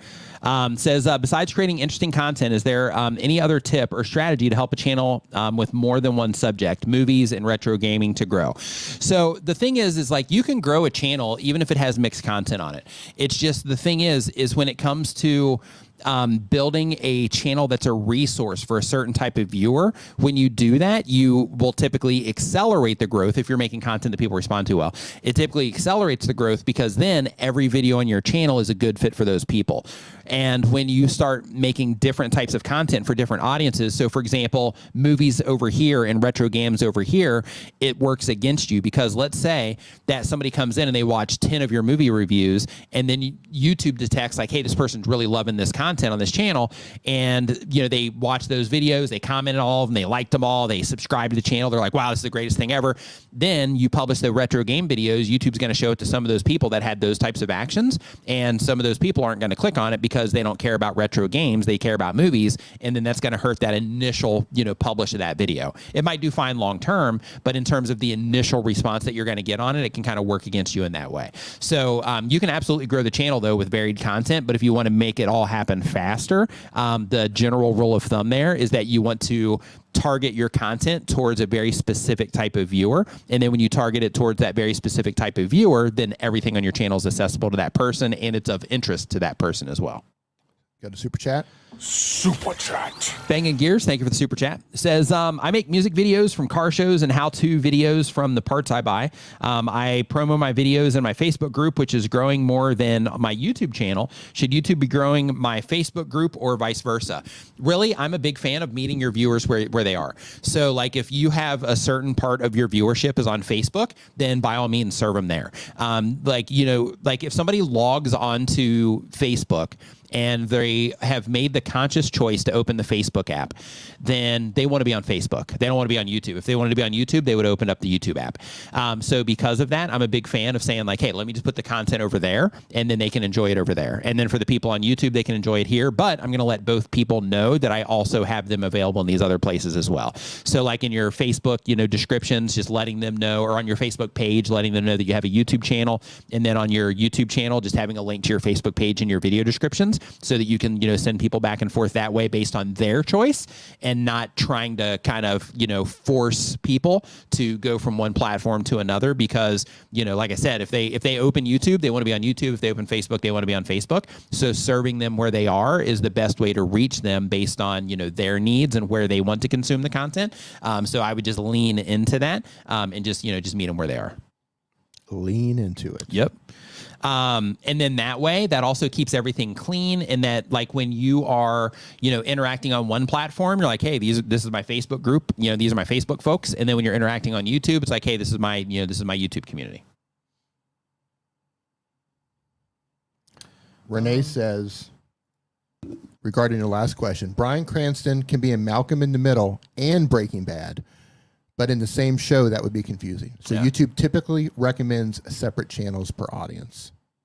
Boom. I love having Renee in here. I know, it's so helpful. Yeah. Yeah, it adds so much clarity to, to nuanced questions like that. Yeah, it's great. To have a YouTube employee on tap right during a live stream is just fantastic. That's great. And it also, ensures that things are, like heading in the right direction in terms of, because like he's, sent me like messages in the past to where it's like, hey, you're an idiot. Stop. Yeah, that's pretty much every message. Yeah. He's like, hey, Nick, you're a dummy. You should just stop. That's all the messages I get. No, I'm just kidding. That's me pretending to be Renee. Yeah, but he would be like, hey, it's actually like this now. And, like things like that to where, those corrections are really, really helpful. We appreciate you, Renee. Definitely. Yeah. Thank you. Much appreciated. So the channel name here is Off the Couch. They do a walking channel / vlog. The goal of the channel is to get monetized. And the question is, hey, Nick, I run a walking channel. I started in January and I currently run a walking channel. That's funny. Yeah, I didn't catch that, but yeah. I run a walking channel. You walk a walking channel, my friend. You walk. Right. And therefore, if you're having trouble, that's the problem. That's the problem. No. Yeah. You're walking a walking channel. Oh, that's good. Yeah. So says, hey, Nick, I run a walking channel. I started in January and currently have 378 subscribers. I intend on doing affiliate marketing, but I can't think of what to sell. I find once a week manageable, but is it worth doing more? Is 378 subs starting from January a good speed for people subscribing? So when it comes to the speed of channel growth, like if you're growing, then you're heading in the right direction. Is there things you could do to accelerate? Probably. But the fact that you are, you have 378 subscribers in 6 months, I think that you're off to a good start, depending on the skills you came on with and all that good stuff. Just as a heads up, I came onto YouTube with sales experience, graphic design experience, a little tiny bit of video editing experience. And you still suck. I did. No. Experience. Seriously, experience knowing how to rank like website pages and things like that using SEO on Google. Like I came in with like a perfect skill set for YouTube, and it still took me 5 months to get my first 150 subscribers on my YouTube channel. So in terms of you doing 378 subscribers, starting in January, so you're like 5 months into it, you're doing amazing comparatively. But there's other people that started a channel today with their very first video, and they've already got like probably 10,000 subscribers because they put out a video and it probably did great, and and a lot of people responded well to that video. So it goes in all directions. But the fact that you're growing and that you're heading in the right direction, you're going the right way. Yep. But in terms of not knowing what to sell people. So if you have a walking channel, then just think about, the things that walkers would want. So the very first things that I can think of is like headphones, if they're listening to, you know, anything, if there's anything you could link to there. Walking shoes that you recommend, that's probably, you know, a pretty important thing for walkers. Unless you're, you know, one of the people that do the barefoot walking, because I know that's a thing also. You know, if you have, you know, particular like athletic shorts that you wear or shirts or any type of accessories that you carry, just look at yourself when you go out and think, okay, if I'm out walking, like what's going on here? What am I packing? Yep. What am I packing here? Yeah. And then look on Amazon for those things. And if they have them available on Amazon, then you can, you know, link to those things in your video description. Where do I put my keys when walking? I don't want to put them in my pocket when I'm out for a walk. Right. Yeah. Yeah. What I do. Answer questions, man. Answer questions. Look at your gear. Yeah. All of it. I was about to give a demonstration of how I manage my keys, but that's unnecessary. Yeah, we don't need to see that. Yeah. So keep that stuff to yourself. So next up, we've got family-friendly stream. Yeah, right. Come on. I don't manage them that way. Yeah. So, see, I told you he was a delinquent. Okay, so let's hear. No prison pockets here. So next up, we have Naomi's Kitchen. Naomi's Kitchen has a cooking channel. The goal of the channel is to help people create delicious restaurant quality meals at home. The question is, how do you get back on track after a burnout? Hey, this is a serious thing. When you figure out that answer, let me know. So here's the thing. I'll tell you right now, D. Yeah, I'm all yours. So here's the thing. When you're trying to get back on track, it comes down to momentum. So you have to start doing something every day that's going to end up ultimately leading you into that. So for example, if like right now it's like I just can't make a video because I just don't have the energy or the motivation or whatever to do it, but I know that it's something that I want to do, I just have to get myself into that routine, then the very first thing that you need to start doing is like step one. Okay, if I'm going to make a video, then I got to make a video idea. So just sit down, have one day to where you dedicate a certain amount of time. And I don't know what your schedule looks like, but if you have an open schedule, kind of like we do, then in that case, saying like, okay, no matter what, an hour a day, I'm going to do something for my YouTube channel. If it means that I'm working on, you know, video ideas, if it means that I'm flushing those ideas out through scripts or bullet points, if it means that I'm making, you know, thumbnail ideas, if it means that, you know, I'm thinking of how I'm going to structure the video, or maybe I'm recording the videos, whatever, just schedule a certain amount of, and schedule it. This is the important part. Schedule a certain amount of time every day to do something related to the channel. And what's going to end up happening is you are going to end up having enough video ideas and enough bullet points or scripts to where you can, the only other logical choice is, I should probably make a video because I've got like 10 scripts that I'm sitting on, right? And then from there, then, you know, making sure that you have that, or that you reserve and schedule that time to make the content, and then, you know, rinse and repeat that process, because it can be hard, even when you've been doing it for a long time. Like, it can just be hard to stay consistent, especially with everything that's going on in life, because there's always other things that you can do. And it's also really easy to underestimate the amount of time that, you know, it's going to take to, or overestimate the amount of time it's going to take to put a video together. So because of that, it's really easy to say like, oh, this is going to take forever to do this. But if you just get in motion and you start working on it, then the next thing you know, it's going to be finished, right? So to get back on the horse, just starting with the video ideas. But if you don't know what you're going to do, like on the channel or something like that, then, you know, then it can be, you know, a little bit more of a challenge. But just, you know, getting in motion, that momentum can really be the best thing for you. But just think of it like walking, right? Since we did the walking channel a minute ago, it's like, you know, just putting one foot in front of the other. It's the same exact thing. Like, you know, there's something that you can do right now. Like you're hanging out here in this live stream. If you're somebody that's having trouble making videos and stuff, and you're like, man, I want to make a video, but I just don't have the time right now or whatever. If what you're doing right now while you're listening to this is just looking at the screen and listening to me and D talk, then you should probably shut it off and go and like work on your next video. And I'm talking to you. Right, you know who you are. I'm talking to you right now. So like if you know, if you're having trouble with that, then like start working on your video like right now. Like shut this off or listen to it in the background and start working on it right now. This is going to be available for replay. You can come back later. So yes, it's me tools. They do vlog and lifestyle content. The goal of the channel is to keep and make memories. The question is, hey, D and Nick, is it better to upload a full series of content for my audience to binge, or should I upload one at a time to give each video the chance to do well? If you're just starting the channel, some people recommend that you upload like 3 to 5 videos at the start. But if you already have content on the channel, then in that case, you know, uploading with your regular upload cadence is what you want to do. So I want to answer a question out of the chat real quick from the Bearded IT Dad, who says, hey, D, I He didn't say, hey, D. I was just throwing that in there to add a little bit of like positivity to it. He just said D Nimmin. But hey, D, that's how I'm going to read it. Right. I see you switching the cameras. Is there a light on the cameras that lets Nick see which cameras to look at? No. That is a fantastic question. So let me explain just a little bit about what we have. We're running this through an ATEM Mini, and I'm afraid to lift it up, but it's this little doodad right here. And he's not paying attention to that. We used to have, it's still over here, but it's not plugged in. We have what's called a confidence monitor over here in front where Nick used to look to see through his... But I'm confident now. So he's much more confident now. He would be able to see the camera switch through his peripheral vision because it was a large monitor. He would see a change and know that I changed. What we're doing now, because we don't have that set up, is when I change to the other camera, if I notice he's not looking at the correct camera, I just raise my hand, and like move it around. He catches that out of his peripheral vision, and then he looks at the right camera. Yep. So it's kind of a little, There's probably a device. I'm looking on Amazon right now. They do. They sell devices. They sell an apparatus.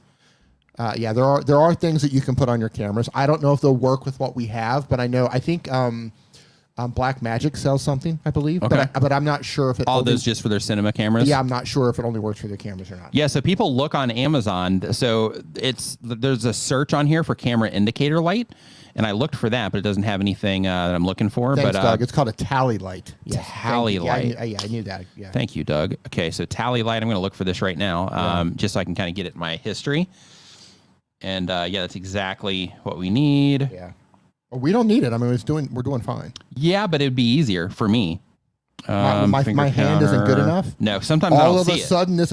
Hey, Miss, yeah, really, Mr. Fancy Pants YouTuber, you got to go out and just buy tally lamps for these cameras. Yep. So let's see here.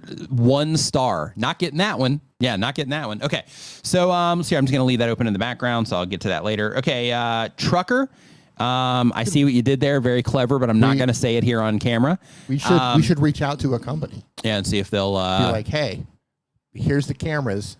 Make it happen. Yeah. Figure it out. Yeah, but tell you that I've got a lead on it now. So like now I at least know like what I'm after, the language to search for here. So that should be and this works too. Yeah. Just So the goal of the channel is to raise awareness for dumb drivers in a comical way. The question is, my video went viral and the whole channel was doing great. Now not so well. I feel my comedy is good, but it's like I can't get YouTube to give me more impressions like from before when I went viral. What can I do to change this? Okay. So the reason that you got impressions, and this, like, understanding what happened is really important for like what to do next. So what happened is people responded very well to your video, and as a response to the viewer response, YouTube responded by showing your content to more people who also responded to it well, which then caused YouTube to show it to even more people who also responded to it well, and so on until it kind of had its life cycle or whatever. So in terms of the new videos, people are not responding to them as well as they did the other one, and that's why YouTube isn't showing them to as many people as it did the other one. So at least that's where it currently stands. They might, in the future. So what you want to do is you want to go in, you want to look at the other video, and you want to analyze the heck out of that video. You want to look at the topic, you want to look at how you started it, you want to look at what happened after 5 seconds, 10 seconds, 15 seconds, and so on, and literally break down every second of that video, because that video is an indicator of what high performance looks like on your channel. So you want to look at everything that you did in that video, and then you want to start running tests by applying some of those things to future content until you figure out that the right things to do with your videos that cause people to enjoy them at the level that will then cause YouTube to show them to more people on the platform. And then, of course, in addition to that, you also need to look at your click-through rate compared to the impressions, look at how many people are completing the videos, look at how many people clicked on your end screens from the videos, how many people are subscribing to the channel and liking the videos, all that good stuff as well. And all of those things will just give you an indicator of like what made that other video do well. I mean, people loved it. That's what made that video do well. But in terms of that reflection of exactly how people loved it, you'll be able to see that in the stats, which will give you a good idea of, like what good performing videos look like on your channel. And then from there, you just got to figure out, through using that one as the teacher, you got to figure out how to make other videos in a similar way that people also respond to. Next up, we're on question number 47 already. We're cruising through these. Cruising. That was close. I almost did another thing there. D'Angelo. So Stefan, right? You almost went there. Stefan, I did. Stefan, they do hobby farm stacking precious metals. The goal of the channel is impress my coworkers. And the question is, why doesn't YouTube recognize my GoPro uploads as shorts? If they are vertical, then if they're vertical and under 60 seconds, YouTube will recognize them. YouTube doesn't care what camera you use to make your content. They care about the format that you upload that content. That's it. And that's how the system decides where it's at. So it needs to be under 60 seconds and it needs to be vertical or portrait format. So all you got to do with your GoPro is just change it from this, tilt it to the side, and then you'll be able to do that. Or if you've already recorded everything landscape, then in that case, going into your editing software and you know, cropping it down into a vertical format is what you want to do. World of KRS says they've been on YouTube for a year more. They do art positivity and other art related things. More positivity coming through. I love it. The goal of the channel is to make art community more positive. And the question is, hey, Nick and D, I've been doing some TikToks and they've been doing well. And I want to transition that to YouTube. I already have a video for new subscribers. So what else can I do that people respond to me more when it comes to the type of content that I do on TikTok?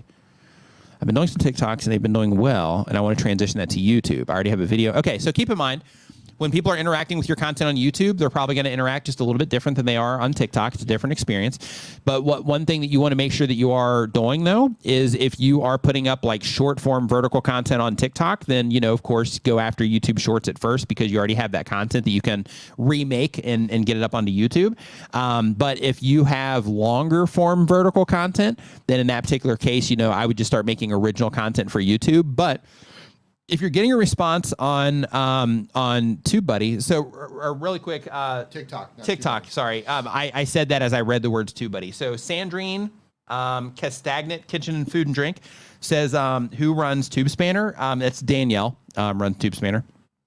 It's her company, but basically says, let's see here, new video.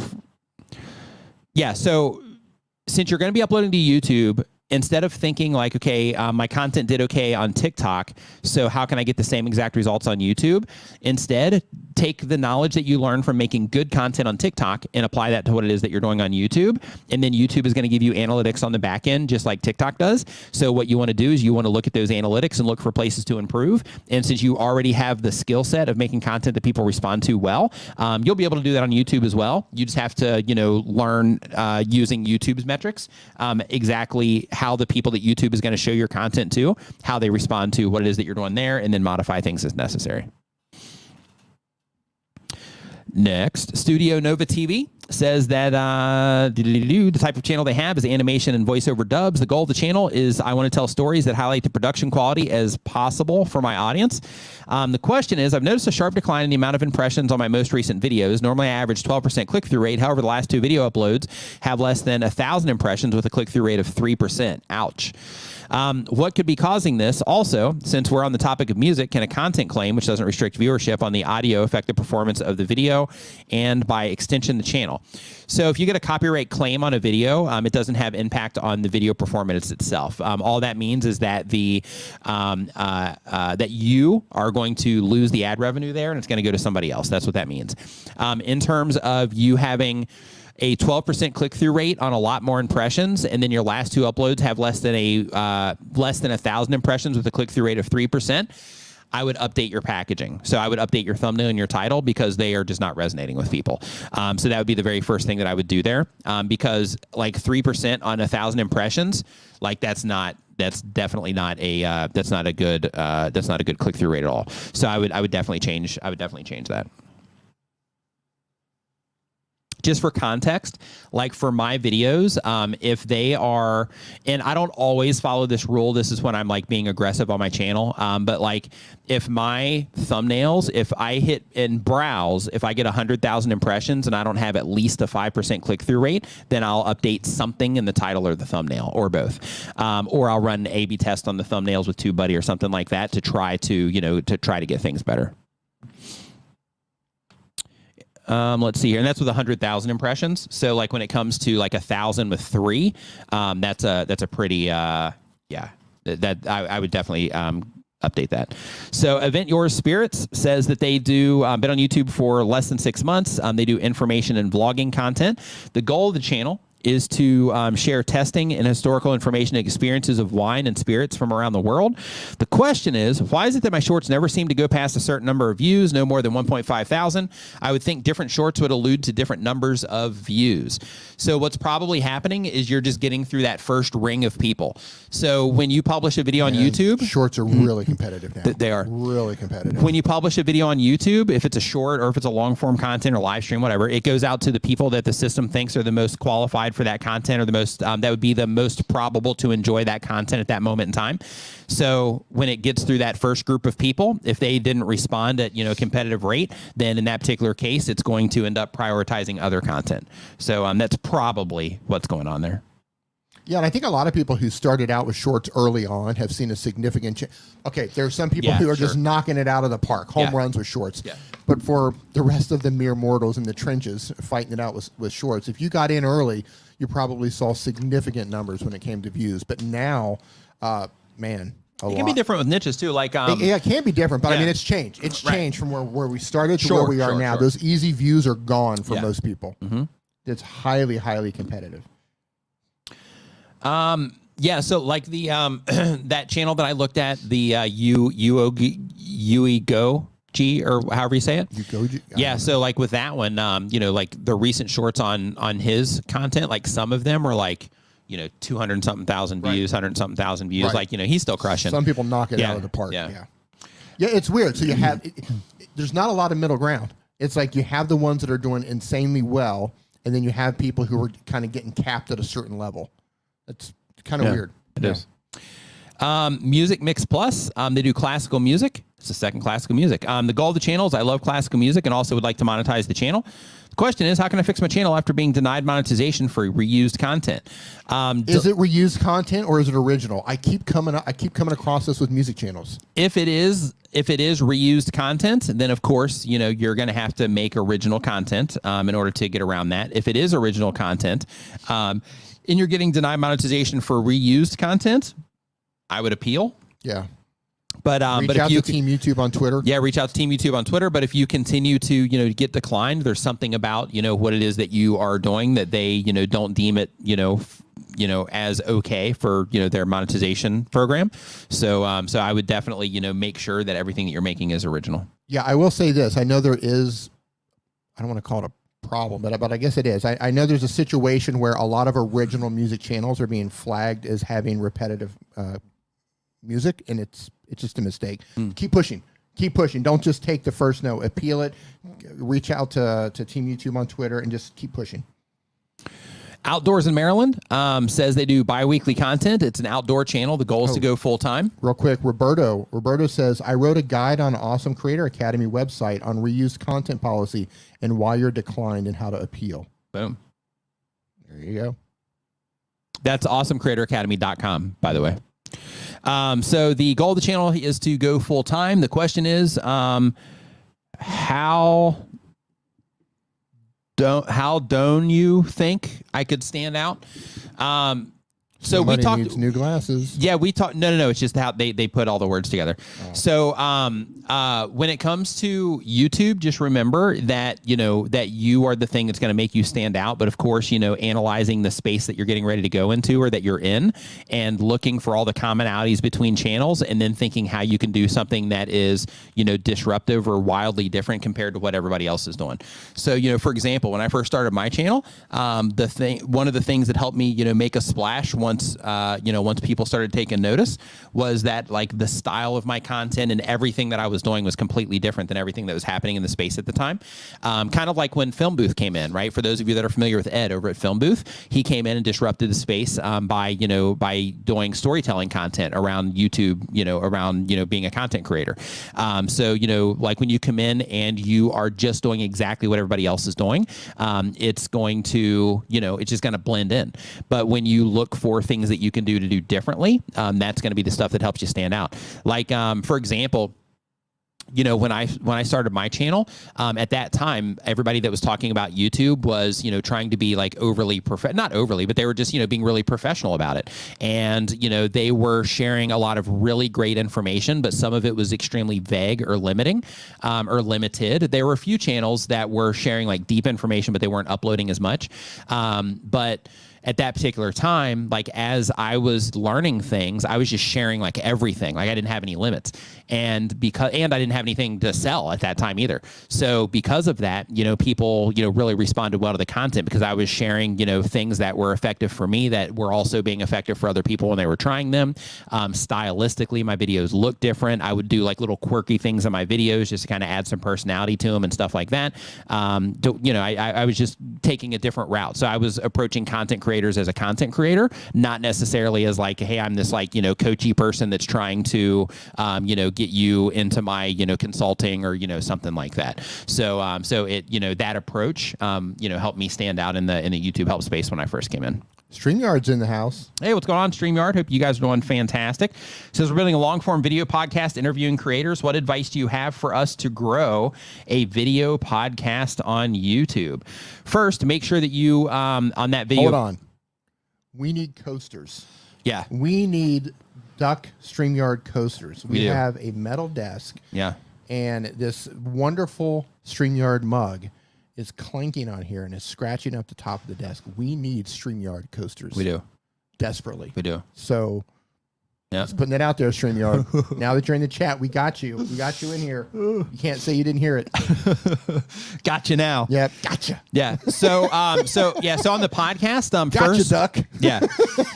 First, make sure that you go ahead and just set up the podcast in terms of like setting up the playlist, creating new podcast, going through that process and getting all of that in there.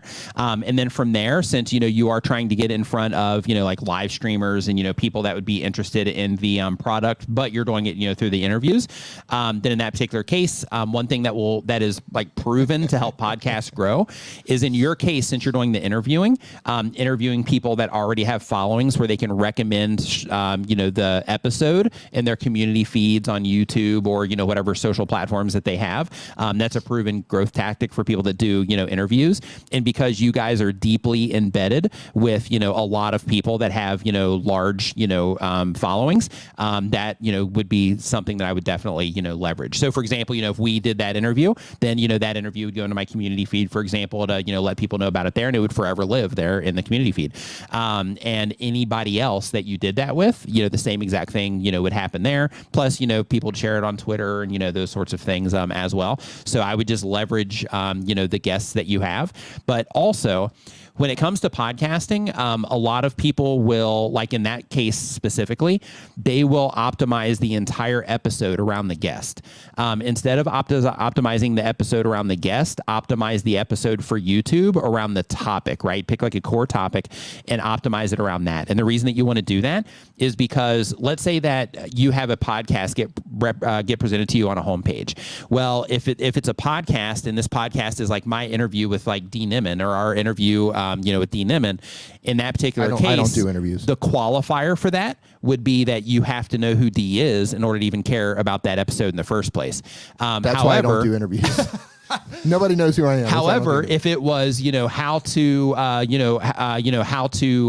get more attention on your live streams, then right there, it doesn't matter who you're talking to. Anybody that is a live streamer that wants to get more activity on their live streams, that content is immediately more accessible for them, because then it's based around the thing that they care about, not necessarily focusing on the guest, itself. If you wanted to, you could have, with the guest name, at the end. But, just making sure that you're focusing on the thing that the viewer would actually care about, and that the most people would know about, that would be the thing that you'd want to do there. I would also make sure that as you're recording those, because I know you're doing shorts now, you're clipping stuff out and you're putting it on shorts. I would also make sure that you are, repurposing some of the, little snippets out of their shorts as a way to promote the podcast. And depending, with those, you might even want to toss some of those, randomly. If you have like a really good, like 3-minute clip or 5-minute clip, you might even want to experiment and just see how people respond to them, with putting them on the YouTube channel as well, to where you have, like little clips from, the interviews that you're doing going. The only problem that I see with that on your channel specifically is that when you are there's ducks on it.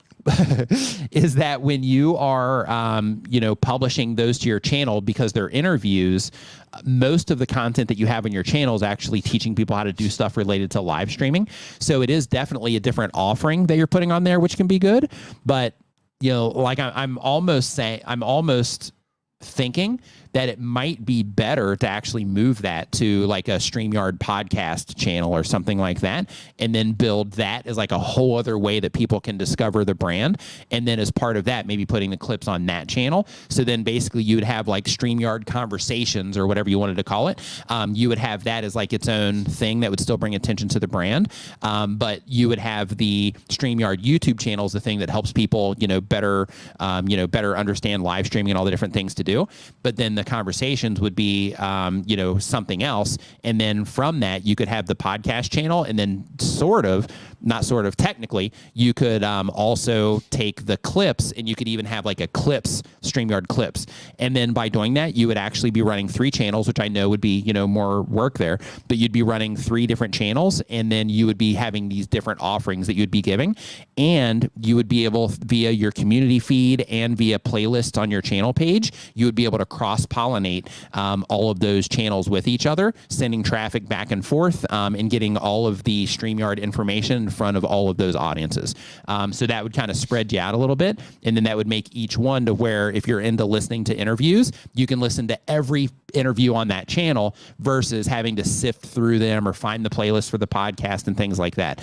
Because right now, in the podcasting area on YouTube, in the YouTube Music, that's a win, right? In terms of people just being able to click in there. But when somebody goes to the YouTube channel, as a viewer, I'm not sure if people are tuned in or not yet, and if people know that they can actually go into playlist and find the podcast that way. I don't know as a viewer if that's like common knowledge or not yet. So because of that, having that dedicated podcast channel would be something that would be just for people that are into that type of conversation versus kind of cross-pollinating that with your other stuff, to where when it gets recommended to people that just watch a video on like how to dial in your audio settings for your live stream, to where those people might not necessarily care about it, right? So even though it's all representing the brand, I think the audiences that it's made for would be something that might not be the best fit for the current channel.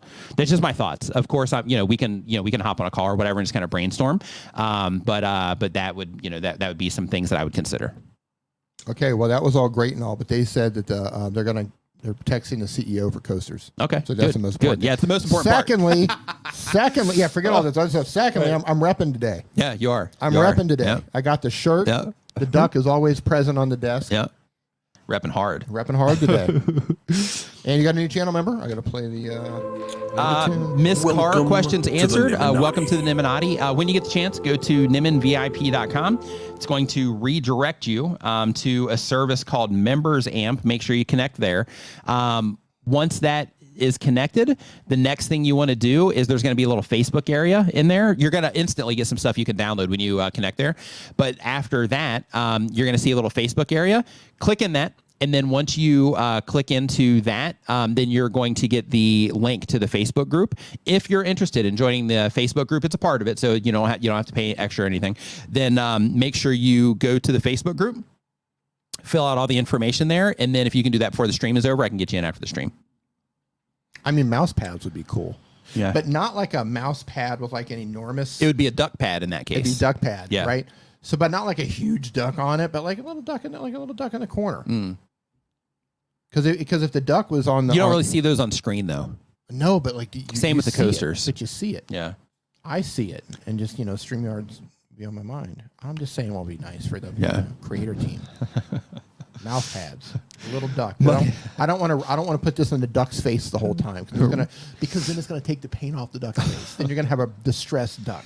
We're not about that here. We're not. One about of my coffee ducks. cups is used so much that like the paint's peeling off. Actually, the one that I used in the music video, the coffee music video, that one, in some of the shots, because I use different cups for that video. Some of the shots, the paint's peeling off of the duck. Wow. Yeah. So Money Matters Media is our next channel here. They do daily content. The type of channel is educational. The goal is to get monetized. And the question is, how can I get more attention to my content and my channel? That's all going to happen based on the response that people give to your videos. So you have to learn. You have to go through the process of learning how to get people to click on your videos and then enjoy the content. So what that looks like is when you're putting your videos together, like let's say you're putting together your thumbnail and title. The very first question that you should ask yourself is, if somebody were to be presented this thumbnail or title on the homepage of YouTube, what about my thumbnail would help capture their attention if it was somebody interested in my type of content? And what about the title would compel them to click on this particular piece of content? So make sure you're defining those things. If you don't define those things, or you can't, then keep working on it until you can. Because if you can't define why somebody should click on it, then you can't expect somebody to click on it, right? So make sure you're defining those things. Understand your audience. If you do not understand what your audience wants, you are not going to persuade them to click and watch your video. That's right. 55 questions today, D. Looking good. Right. So on that note, I want to thank everybody for hanging out here. As a reminder, make sure you check the links down in the description. I got a bunch of helpful stuff down there for you as a content creator that'll help you in all kinds of different ways. Growth tools, live streaming tools, places to make graphics, all that stuff.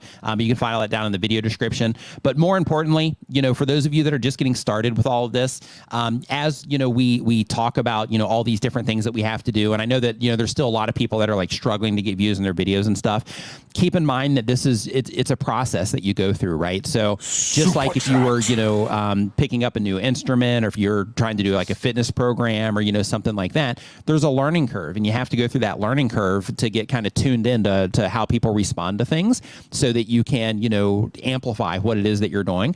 But if you're in that struggle part right now and you're like, man, I'm just trying to get this thing going, hang in there because, your next video could be that video that, gets everything rolling for you. And if you focus on making really good content and you focus on trying to improve with every video that you put out, this time next year, you're going to be in a completely different place. So just focus on that. Focus on adding value to your viewers, and focus on the skill sets that you have, and building on those skill sets for your content. I know. I hit the wrong one. What'd you hit? You got a super sticker. Oh. And I hit a super chat. Oh. And they let me know about it. So I'm not. Yeah. So here you ready? Oh, nice. Super sticker. There you go. Nice. So yeah, like Motive Music Studio says, practice makes progress. Absolutely. Yeah. And just keep doing the thing. Because like I said, you could be one video away, or 2 videos away, or 5 videos away from that one video kind of putting your channel on the map, and then people being like, wow, this is great. And then YouTube recommending your archive to all the people that are interacting with, with that new video that did great. So just keep at it. And thank you so much for hanging out. Have an awesome rest of your weekend. D, another great stream. That hurt. Did. I felt like I pulled something. Yeah, probably Getting did. old, man. Probably did. I know. Right? Yeah, I hurt.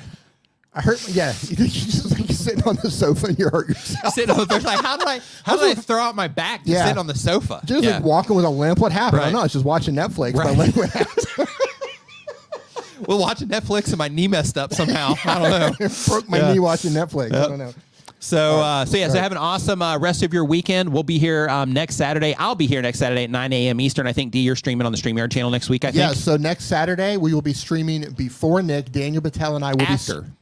After, sorry. Yeah. After. I'll be streaming, and then I'll be handing you off to the StreamYard stream next week. Daniel and I will be on the StreamYard channel next Saturday doing...